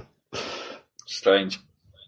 Yeah, I should maybe go back to that again at some point. But that's in the same vein of Torchlight. Yeah, for the Horde. I can carry on playing this forever. For the Horde. Well, Torchlight's out on Xbox soon, if not already out. Yeah. Oh, that might have happened this week. Okay. Yeah. Much like, the weird thing is that they're advertising it on Xbox Live. Under the house party section, because it's like, the best games for arcade, and it's like, Torchlight is in no way a party game. No, it's not even slightly. It's not even multiplayer. It doesn't even have a smell of multiplayer weakness, or whatever words. It's like pretty colours. It is pretty colours, yeah. If you want to entertain some people without them having to do anything. And there's a girl in it. Maybe that counts. Boom. It's a pretty loose link. Yeah, just a bit. I don't quite know what it is. Although I have to say, I do quite like how XBLA now there's a button on its spotlight now that links you to all the deals that are currently on. Right. It's not possible to miss a deal now. And there's even a special section for recently reduced stuff. So if you check back there, you can actually see that. If there's something you've actually been looking for has permanently come down in price, which is nice. Yeah. Yeah, finally some decent additions. Although I did get my XBLA was up for my ex Blythe Gold was up for renewal, and this nice little reminder came up saying, like, get now and you'll get an extra free month, and we'll send you a game. And it's like, really? What are the choices? Well, there's Halo Reach, which I have, Fable Free, which I don't want, and then 2 Kinect games, which I can't play. So that's fucking useful. So, but they haven't even sent me the email. That, supposedly they were to send me an email after I signed up to say, right, they'll fill out a form and we'll send you your free game. That hasn't happened. So I'm going to hold off for a bit, try and find out what the actual T's and C's were for that. Otherwise, Microsoft are being cocks. But yeah, just a forewarning. Yeah. More on that later. Although, some seriously good news, and, a bit of me is almost tempted by it. Oh, hang on, we have company. Do they have a mic? This is a vital, important part here. That's kind of important. Silence. Oh, that's good. Don't stop talking. No, otherwise we might end up with quite a lot of silence. Talk about what's it called while we've still got time. Oh, yeah, What was I talking about? Oh, yeah. I was going to quickly mention Beyond Good and Evil HD on Explar. Seriously, at 800 points, it's a steal. It's a fantastic game. If you want a short 8-hour version of Zelda, then that's where you go. Seriously. They're still meant to be making 2, aren't they? Or did that get cancelled again? It's never been properly confirmed nor cancelled. It's like it just sort of didn't happen. It's frustrating as hell. Like, they teased it. It's like, it's gonna happen. It's gonna happen. It hasn't happened. Am I in? Hey! Hello. Sorry, I would have been here sooner, but I was on my way back from seeing Hall Pass. Hall Pass, is that any good? It's hilarious. It's base humour, but it was hilarious. So, is it anywhere near as good as The Hangover? No, I'd say that's a hard target for it to hit. That is a lofty goal. It's a very lofty goal. I would say it's a little bit under. It is supposed to be. Stephen Merchant sort of makes up for a lot of what's left. Alrighty. I think we have some slight lag issues on your end. That sort of cut out a little bit when you mentioned someone's name, but whatever. We'll roll with this. It's fine. Yeah. So, hello. This is. Let me introduce you to the lack of listeners. We have Matt Makin on the line, who, as I said earlier, made the bold claim he's going to out-geek us. Did I do that? I don't know. Well, you might have been inebriated. I was out on Rob Friday claimed that you made that claim. when I was in Ollie's. Yes. Yeah, I was drunk. I can't possibly. I think I've set myself up to fail here. It's so on. It's on like Donkey Kong. We will remain undefeated. I'm going to set myself a very low bar, and if anything that goes above it is a bonus. This is quite cool, actually, in a way, because it sounds like you're ringing in on a telephone. It's like you're doing a proper radio show and talking to randoms. This is incredible. Right. Improved. Not. Wait, what? It's good. Muted, unmuted. What are you doing? I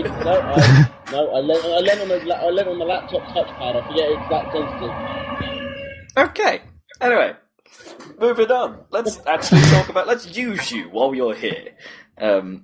Failing any kind of crazy mishap with recording and blah blah blah blah. Let's do the usual. What have you been playing in recent times? What have I been playing lately?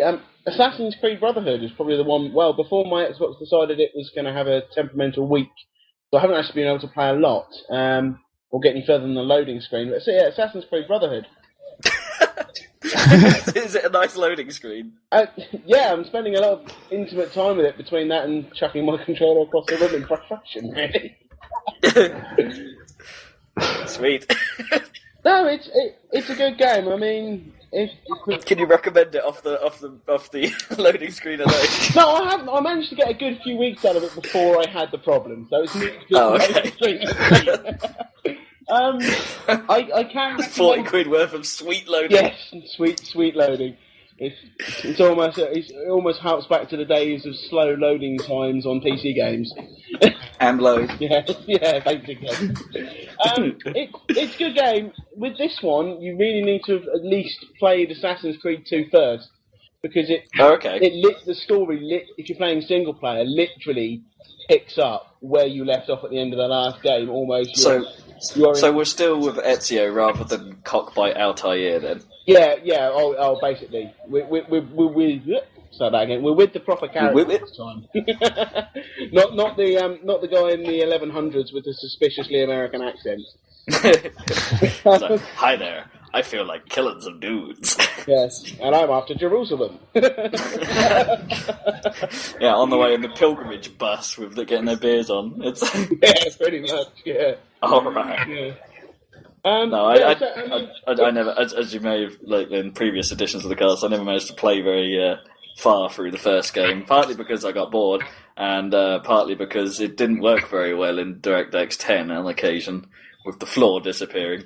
But presumably you shouldn't have any of those on Xbox, really, because it should be designed for. Yeah, I mean, once the game actually loads, it's fine. So, I mean, is it like a bug, or do you reckon it's just yours? I've got an ominous feeling. I wonder if it's a corrupt save file, because it goes absolutely fine. You go do, get to your menu, select your single player, select the file to load, and more menus should do that. Yeah. Go do. That really should. That would really help. I mean, it would stop me having to go do while I'm trying to figure out what I'm doing next. Yeah. It'd be great if you leave it on the menu long enough that the menu starts entering itself for you. It's like do. Yes, in the future we will have self-entering menus. Sweet. That does sound kind of like You Don't Know Jack, though. Yeah. Where it's like if you don't put your name in, it just gives you a random name. I'm going to call you Tinkle. Yeah. Why not? That's it. That's how children will also be named in the future. What, Tinkle? I was going to say a random name generating software. Well, yeah, if you ever get bored and need an idea, fire up You Don't Know Jack and leave it, see what happens. And call your kid the first name it comes up with, I dare you. To be honest, it's probably better than most of the names celebrities are using for their children at the moment. Apple. That's a pretty bad one. I'm still waiting for one called I. Wasn't there something the other day? It was named after something ridiculous. I still think naming them after places is pretty bad. Like, I don't like the name Brooklyn. No. Well, crazy people on the internet are always getting officially renamed to stupid shit like Optimus Prime or whatever. I mean, Brooklyn's bad. It could be worse. You could be called Nuneaton or something like that. Mr. Prime. No, please call me Optimus. Well, how would you shorten that? You know, if you had to like, now you've actually called yourself Optimus Prime. Surely you need a nickname amongst your friends. Are they just going to call you Oppie or hey, it's Oppie or Primey? That's not so good. OP would probably be the only one that'd be anywhere sort of relatively normal, wouldn't it? I'm down with my OP. Yeah, it's good for the gang culture, if nothing else. And then you tell them what it stands for and get promptly murdered. Yeah, very true. So yeah, anyway, where were we? Assassin's Brotherhood. That was it. Yeah. Yeah. The games. That's in the games. Yeah. I can find out after listening to the podcast. I can finally understand how easy it is to go off tangent. Yeah. Surprising we don't do it more often. Especially when we're not under control by Dan being a proper host. Rob's bad at hosting. the host Nazi. It's got minor improvements on the second one. It stuck with what I found was better between Assassin's Creed 2 and the first one was Assassin's Creed 1 was very repetitive in that you just went from city to city and did identical missions to gather so much evidence, if you will, to find your target, whereas Assassin's Creed 2 had a bit more of an arc to each sort of mission was part of the storyline and a greater puzzle. Less of a pattern. Yeah, there's less of a pattern, which I really enjoyed with the second one.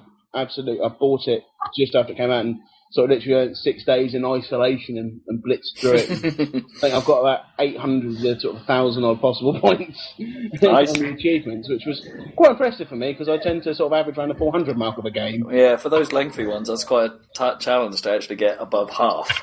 Of the points. I'm still a bit pissed off, actually. I was talking about Red Dead earlier, and I'm 8 hours in, and I have 65 achievement points.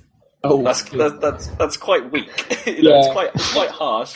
I did that. I still haven't finished it with Grand Theft Auto 4, so going back to sort of Rockstar again, really. I've spent quite a lot of time on that. I'm still nowhere near finishing the storyline, and I think I've got about 70 points.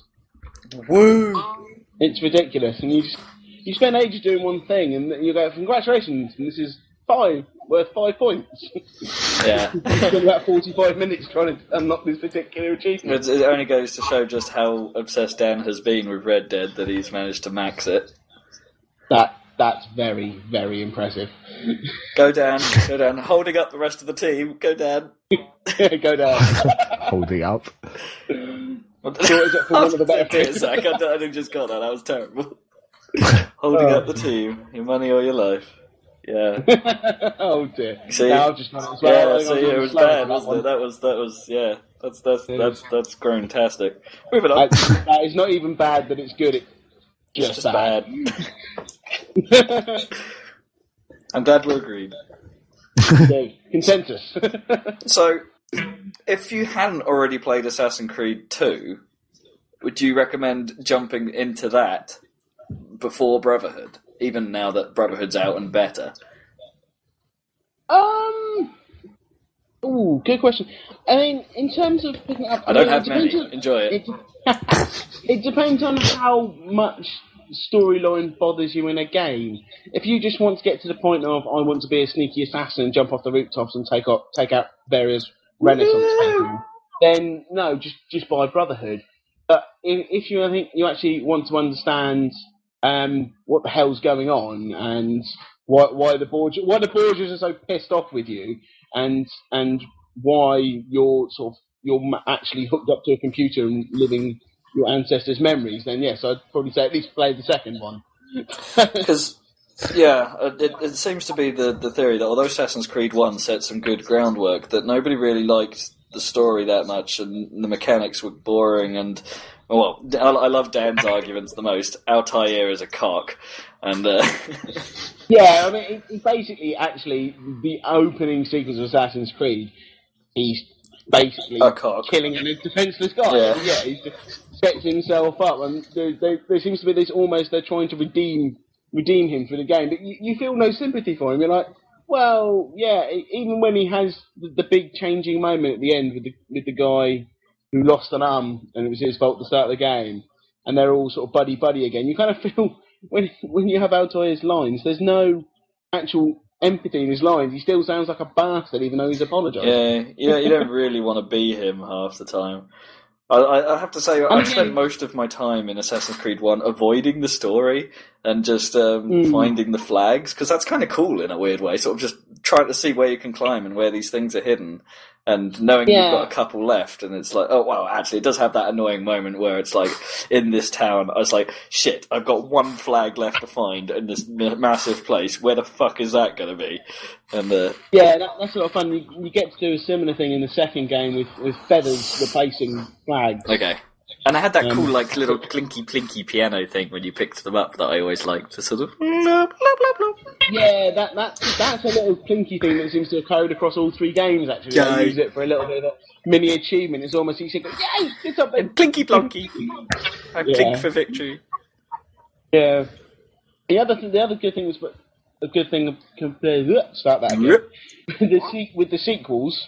was the side bit of being able to build up. In the second game, you could build up not your uncle's home village and open shops, and you would have an income which you could bank, and then they've expanded that in Brotherhood, because you can basically rebuild Rome. You can remove enemy influence and open stables and blacksmiths and stuff, and you even own a brothel at one point, which is always interesting, especially for any aspiring pimps that are playing the game. So you two can sort of follow your dreams and achieve your goals. You can reach your goals.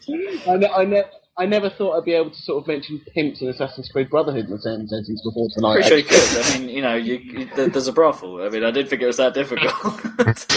No. Well, not opening it's fine. I suppose it's maintaining it. It'll be anything.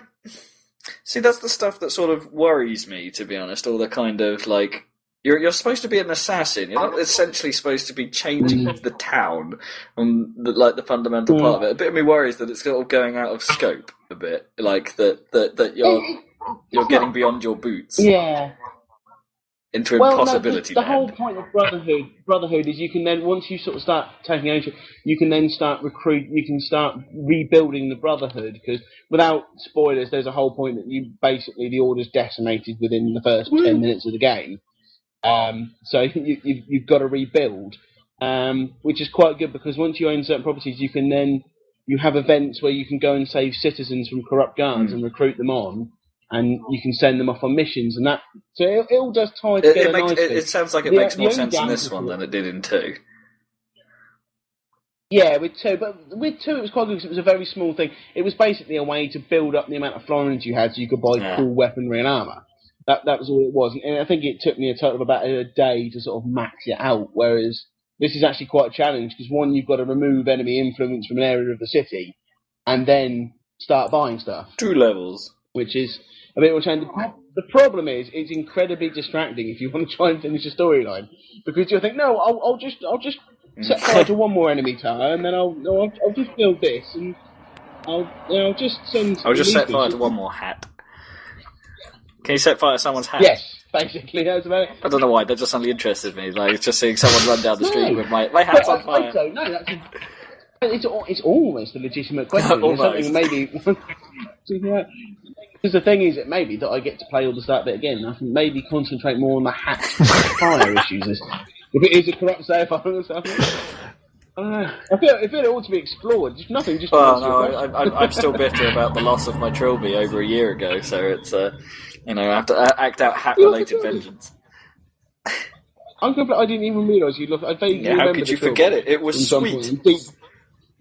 It was sweet, and I'm actually deeply disappointed. It spent a long time in the back of your car. It did spend a long time in the back of my car. It's like it was like the hat for the rear right seat, but anyone sitting in that seat may have claimed that hat. Could be. Bastards. Good. Yeah. And people always want to nick cool hats. I had a friend who had a sort of a genuine replica Lemmy hat, Lemmy from Motorhead. Unfortunately, he decided to wear it to a Monday night at Zest, and in a large crowd of people, it sort of got passed around and never really got passed back to my friend. I ended up with a pair of aviators for that reason. It's almost like a swap shop sometimes. If you have cool accessories in a nightclub, you just end up. Well, the thing was, I knew who they belonged to, so I was trying to keep hold of them so he didn't lose them or anything. It's just that in the end, he didn't take them back. I was like, oh, I've still got these. And there's nothing wrong. Every person should have at least one pair of aviators in their cupboard. I find there's always some point in your life when you're going to need a pair of aviators. I'm not entirely sure you'd need more than one though, because it's not often you go flying. Well, if you're a pilot, but even then, you're inside a cockpit. You don't really. Am I missing something? What are aviators for? Is it? Well, I was thinking more look cool, and you've all got redundancy bags should you happen to lose them in a nightclub and they end up. But then I might need to get like a gay jacket, a specifically gay brown leather jacket with a fairy bit around the collar, and an eagle on the shoulder. Don't forget the white scarf. Oh yeah, it's got to have the white scarf. Do a pip. White scarf. And the pencil. Trucks away. Trucks away. Smoke me a kebab. Yeah. Wait, that's not the right reference. No, not quite. Shit burgers. Oh, cramp! Oh, my foot! My foot's cramping. Yeah, carry on. This is a great radio show. Oh my god. So, anyway, whilst Rob's cramping me, I mean that's all I've got to say on Brotherhood, really. And apart from that, since the hard drive incident of last week, really, as I'm naming it, all I then really do is I've booted up an NES emulator on my laptop and played lots of Super Mario Brothers. Man, that is proper old school. Is it because you daren't risk your Xbox with anything else, or? It's that. Well, I get frustrated with it, and we have this relationship, my ex. I get frustrated with it, and it doesn't get used for a few days. To let it really cool down. It's like you've had a fight. Yeah. Lovers tip. Yeah. Pretty much, yeah. You just have a few days apart, and you come back stronger. Shall we talk about the original Super Mario Brothers as you brought it up? It's not something I think we've covered before. For obvious reasons. I think it's quite interesting. Well, basically, it's the same age as me, which is the first thing, which is quite nice. It's like we're from the Mario year. We are from the Mario year. I suddenly realised this, and it loaded up the other day, and it had copyright 1985. Yeah. And I suddenly had this dawn realisation that this game's as old, or probably slightly older than me, as I was born at the tail end of the year. It's still addictive. That's the thing for me that I've booted up. It's still, you want to keep going back, and you want to see if you can get one world further. So you're hardcoring it then? You're playing it properly rather than using emulator save states? No, I'm not using emulator save states. I am being ridiculously old school, and I dug out the warp zones. Hey. That's how bad everyone knows that first warp zone, though. Yeah. That is a classic. Discovering the little-known last one that will actually get you to World 8, which I found recently, which is quite nice.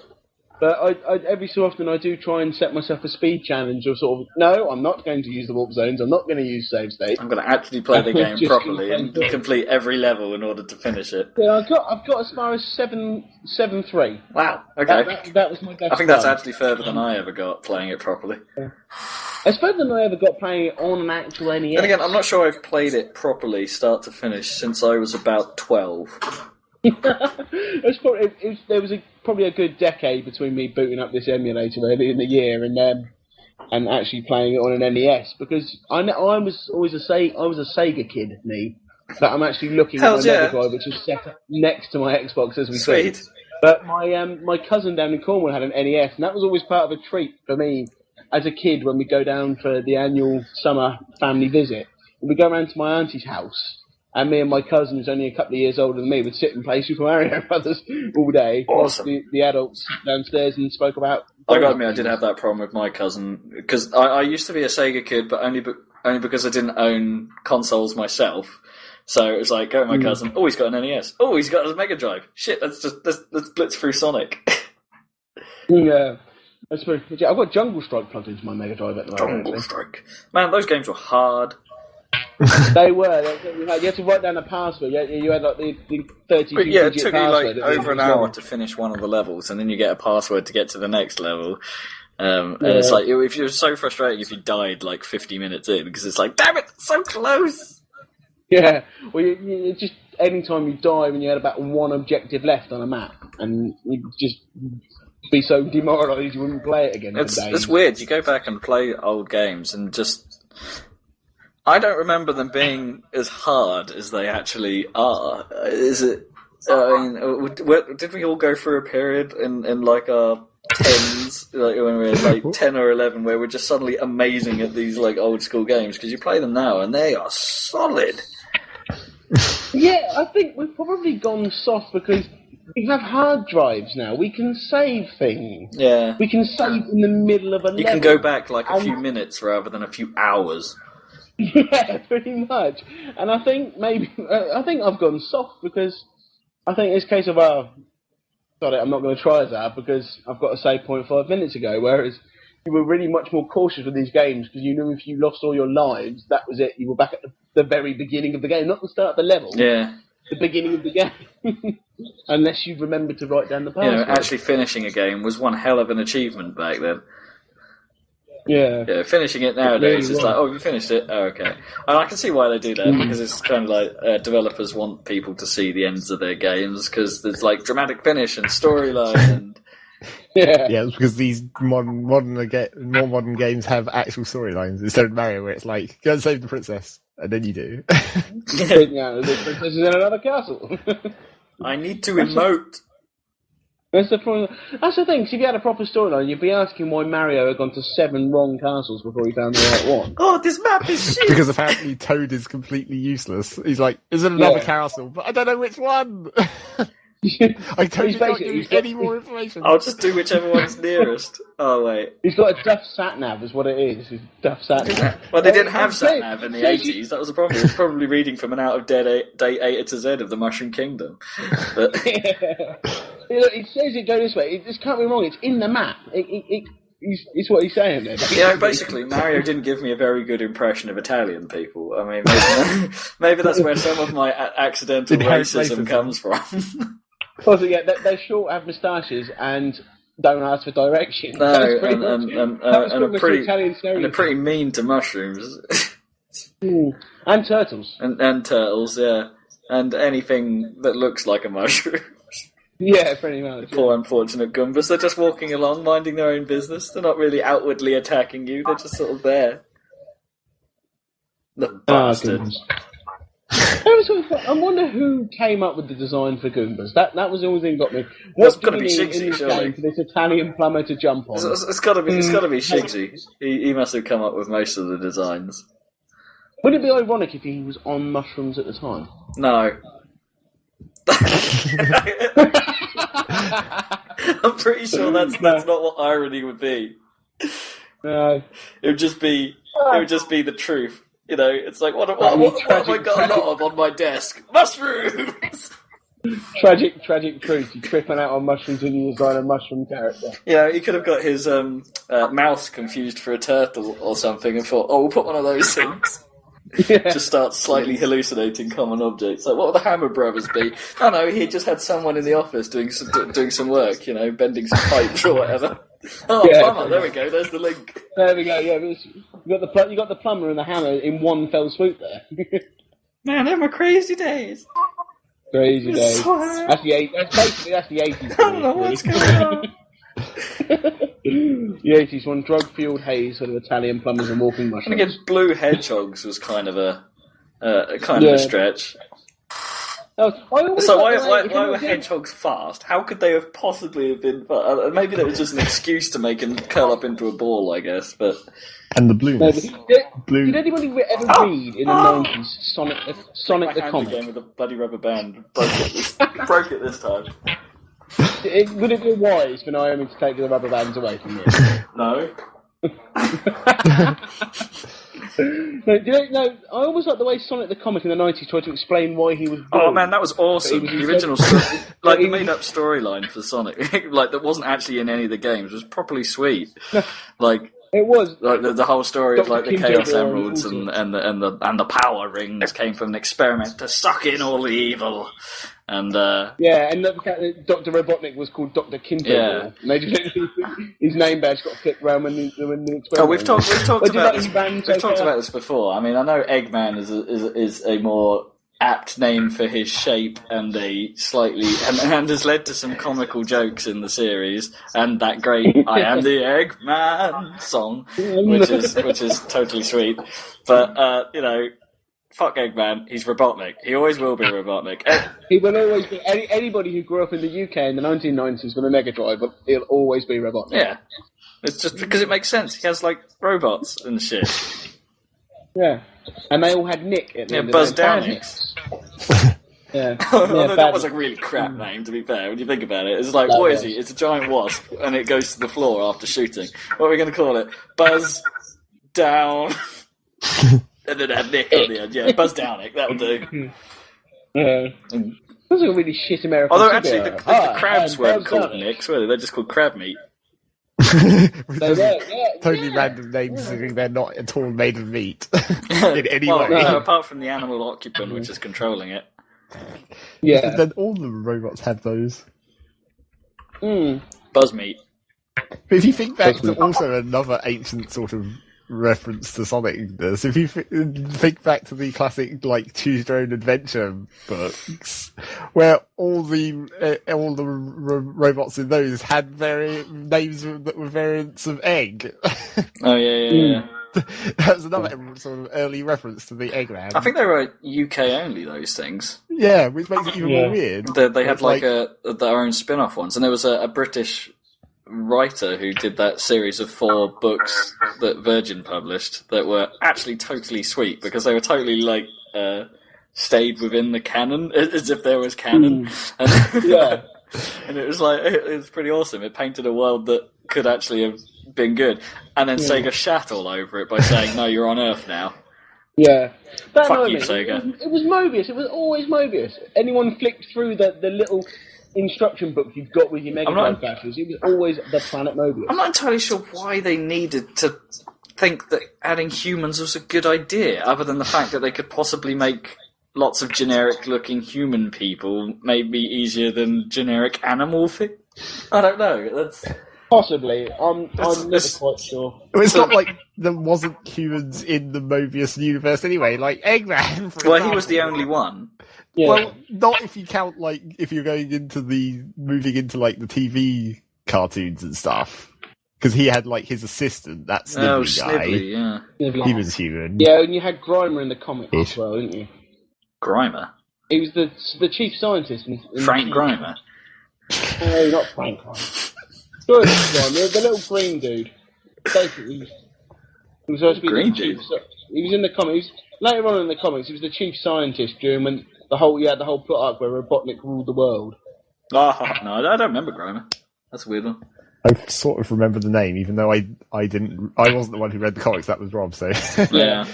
I had a subscription to the comic. That was the highlight. That was the highlight of my week. Fridays, my mum would take me to the newsagent. She'd buy me some chocolate, and we'd pick up my reservation of Sonic the Comic. Sweet. That was good days. Good days. And maybe some Pogs while you're at it. This is before my primary school then banned Pogs. There were too many fights and big kids stealing Pogs off smaller kids. Yeah. I'm not saying that. We even had a bit of the playground called Pog Corner. That's how cool Pog Corner? God. It was literally a corner where everybody went to play Pogs. You know, I couldn't help but notice the other day that those, because they started soon after Pogs sort of started to phase out, with those Go-Go's Crazy Bones things. Ah! They still exist! Do they still exist? They still exist! They still get sold! Do they? That's ridiculous. They're still in newsagents above the counter. Yeah. They'll probably take the place of cigarettes when they move them under the counter. Just be Go-Go. Get your Go-Go's addiction done. Spend all your cigarette money on plastic jacks, basically, in the shape of monsters. Yeah, you'll eventually get warnings on warning may cause choking. It'll be similar to the smoking. It was quite a clever idea in a way, because it took the simplicity of a game of jacks and made it collectible until no one played the game, but still collected them. Well, that was always the problem with collecting them. We don't play with them. We collect them. That was always. It was weirdly always that was almost always the case, even in the age, even if you were of the correct age range for that sort of thing, like Pogs or whatever. You never actually played the game. No. Yeah. Or very rarely. What did Pog even stand for? Because it was always P.O.G, wasn't it? That might have just been dots for coolness effect. I don't think it actually stood for anything. No, I can't remember it signifying anything in particular. Pointless old game. That could be. It could have been like a sneaky two fingers towards the He's like, yes, you're spending money on. Or maybe it's play our game or something. Or pay outrageous G's. It's got to be one of those. Yeah. I still can't believe Go-Go's are still about. That was a weird. They were weird to begin with. I'm surprised there's a demand for them. It's sort of random crap that kids do. Normally, everything they want to do is online or virtual. What are they called? Are those Panini football sticker things still about? Yeah. Actually, to my shame, I had a 2010 World Cup album. That is quite shameful. I only put about 6 stickers in it. It was given to me by somebody at work who actually kept it from me. They got it free with one of the tabloids. What, you'd have been 20? You'd have been 24, a grown man, yeah. collecting stickers of your favourite guys. I didn't buy any stickers. In my defence, I didn't buy any stickers. You just had a blank album. Yeah, they did a freebie pack, and then the World Cup came on, and it was actually such a poor World Cup, it put me off going to buy stickers. So, it's probably still kicking around somewhere in the flat. I loved you, Rooney. Yeah. I've got your sticker and everything. Yeah, I know it's rare, but I got it because I love you. shiny stickers. What was it about the fact that it had a slightly shiny holographic background when you were a kid? Yeah, That made shinies. you There's a big deal. You were with willing to get into a. You were willing to get into a fight with somebody to defend them. I want your shiny! Stealing your It was shiny. That was all but that you mattered. Shiny shit. But you still get shinies. Pokemon has shinies. Like, Yeah. the game. Yeah. I didn't mention that. I went when I was at my parents' house. Actually, my sister was sorting through her old Pokemon cards, and it made me think. I had a set somewhere, and it's one of these many things I must dig out of my room in Felix. So there's a set of Pokemon Mate, cards. Pokemon somewhere. brings all the boys to the yard, and they're like, Yeah. do you want to play cards? Oh dear. So the next X Factor winner is. No, that's already been done. Sorry, I stole that one off the internet. Yes, Rob was quoting a song really Yeah. quite badly. That's what it does, doesn't it? Mostly. but with I'm a not more giving American credit for accent. that, though. I was thinking more Rob's talent of singing it. Yeah, for the that X too. Factor. Didn't help. That was where the gag was at. Yeah, you have to kind of do an operatic version of Milkshake. Now that would be interesting. No, not the Richard Cheese version, because that's just a joke. But... The turbo version. If they can turn Monty Python and the Holy Grail into a musical, surely you could get Milkshake into an opera. Isn't that what they did with Spamalot? Is it not a musical? It is, and I did see it last week, so it's probably why that was the first thing. Okay. That was a lot of movement noise. That was. It's my laptop that you stood off my lap. I'll keep doing that this way. It's the episode of me going woo. Yeah. Woo week. Yeah. Woo! Woo that. Is there like a national woo week? There's a national week for everything else. There's a national week for roots. Because there's only 52 weeks. Yeah, Because they've that's probably true. all been taken up with something already. If there was a week of pizza, though, that would be pretty good. That would be. That's all you want. We could call it weight gain week. Yeah. Obesity week. Cheese Fest 09. That. If you heard that off the cuff, that wouldn't necessarily sound like it was about pizza or just Or cheese. Cheese Fest. Cheese first, yeah. So that crap music, cheeses of the world, or pizza, it could be applied to any of those three. Yes. That's kind of what you need to do. Since there's only 52 weeks, you need to combine your holidays by giving them a generic name that covers lots of different things. Takeout week. Takeout week. There we go. Well, I think we're onto something here. We need to write a letter. Just call it Obesity Week. That way you could have, it's like obesity awareness for people who are already fat, and make yourself obese week for people who want to eat a lot. Yeah, it's kind of... yeah, thin people, eat shit tons of money, raise cash for those who are already massive. Eat shit tons of money? Yeah. Wait, hang on. I don't think that's going to work. I think this slogan might need some work. That's probably better than trying to give fat people money. Or, you can just eat the cash. Yeah, they're going to eat it, or they're going to spend it on chips. One of the two. I really shouldn't criticise. or both. They'll buy the chips and then have a chaser of cash. Suppose you have Cash and chips. cash and chips. Chips and cash. Cash my chips. Fish and cash. Cash my chips. Cash No, my I'm sorry. chips. I'm so sorry. That was so terrible. That sounded so much better in my head. They probably just sounded better anyway, given the quality of your mic. Yeah. I suppose using the mic that's basically built into the laptop screen. So Oh, okay. That could have been a lot worse then, actually, thinking about it. it could have been. Be interesting to see how this sounds on the recording. I haven't talked about And Yet It Moves. in Yeah, about that's what I tried to 45 get you minutes. to talk about that again, but then you got distracted. Well, no, we had a guest. I meant just before that. My indie craze can wait. Well, we got talking about... we're recapping our podcast. We've got 7 minutes left, I suppose. But Yeah. Ah, I suppose. it's filler material. It's fine. games, right? Games, And Yet It Moves. It's the indie game I've been playing. It's like Braid, but instead of time manipulation, you change the world's gravity. The train sort of emphasised. There's a lot of trains tonight. Well, we're recording at peak time. Yeah. On a weekday. Is your window open? No. Oh, So man, they're going to get a lot worse holy crap. in the summer. We're boned. Oh. Anyway, you sort of have the ability to rotate the world by 90 degrees on the arrow keys, and you move your character around on W, A, S, and D. So you can theoretically change how you fall in order to make jumps not so bad, but you can't jump too far because if you're going too fast when you land, your little character made of paper rips. The drama. But That doesn't really make any sense. It's like the world is made of paper. Yeah, if should, you fall like, too far, crumple, you go. not rip, You go. Well, actually, you don't go human. Go. Most of the sound effects are made with like someone's mouth, so it sort of goes squinch. sounds like something we would have made. Yeah. Humanized sound effects. Tepig. It's it just sort of goes squinch, which is kind of cool. And there's monkeys that sort of go woo, and one of the monsters you encounter is basically a giant hamster with demon horns and glowing red eyes. This is quite funny. In a scrap of paper, of course. Naturally. And apart from a few physicsy elements, that is pretty much the entire game I've described there. It's just traversing the world, trying not to die. It's almost like Elastomania in that element. Kinda, but it's not. But with the gravity element, obviously. Yeah, and without a bike.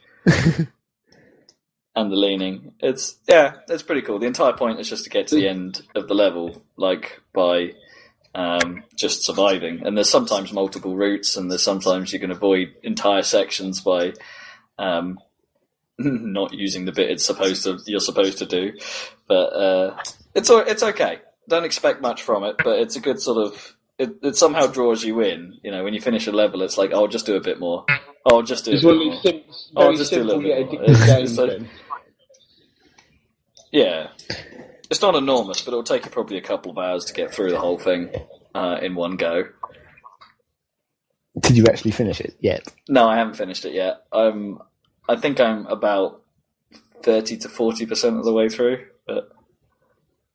And so you got a few more lunch times. I've only played it for just over an hour, so... But, so I've got plenty more squeeches to come. Yeah. 4.5 minutes till our normal time out. Not that we're limited by that on this recording method, but, you know... But we should probably not talk forever. We should probably stick to our time bands, because I'm not... Yeah, 2.5 hours... Well, 2 and a bit hours is quite good for a podcast. It's just about people's attention span, maybe. It's just about my attention span. You can't even remember what you're talking about half the time, so... Who are you?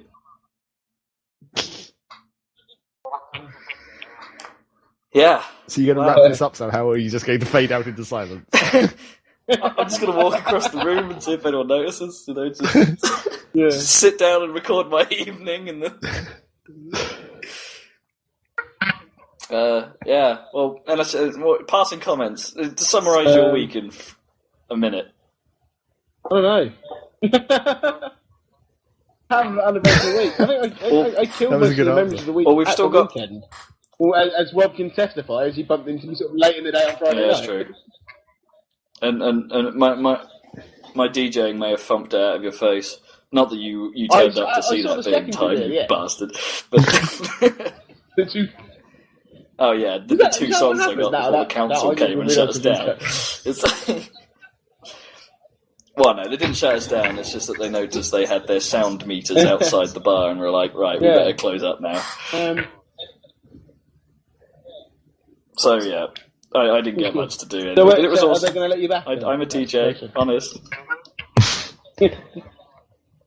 No, I'm going to let my brother back. Whether or not he's actually going to use me to help him when's your brother back there is another again, question. But this Friday.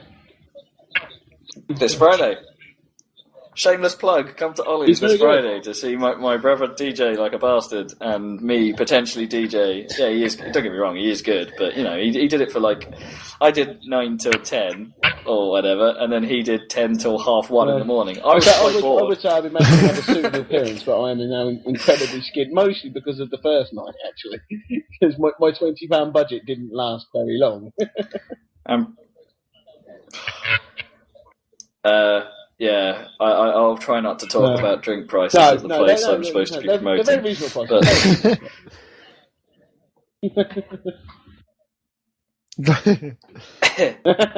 Nicely recovered. I'll never listen. It's fine. I was going to say the vast majority of all these patrons, I'm not entirely sure would be interested in this sort of podcast. And yeah, I don't think many people. We're kind of assuming that our listeners come from Ipswich as well, which is. I don't think you're kind of assuming that. You're just shameless plug. You need to specify. Yeah. You can't just say Ollie's Oh, and yeah, expect good everyone point. to know. Yeah, just if there's an Ollie's in your town and it's not Ipswich, I won't be there.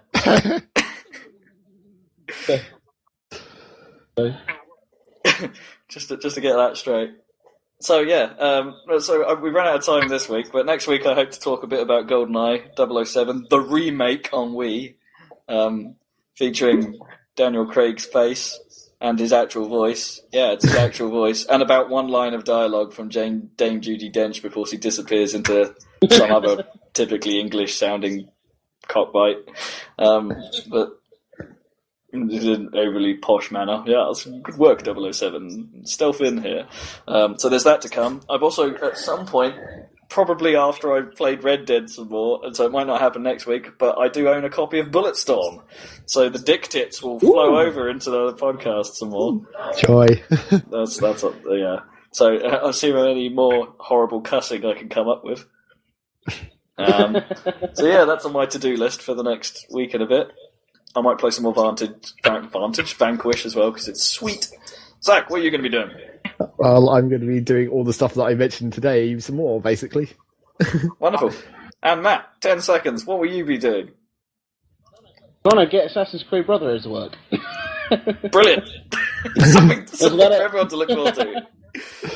So anyway, I'm wrapping this one up. Thank you for listening to episode 26.1, the Tardcast, number 3.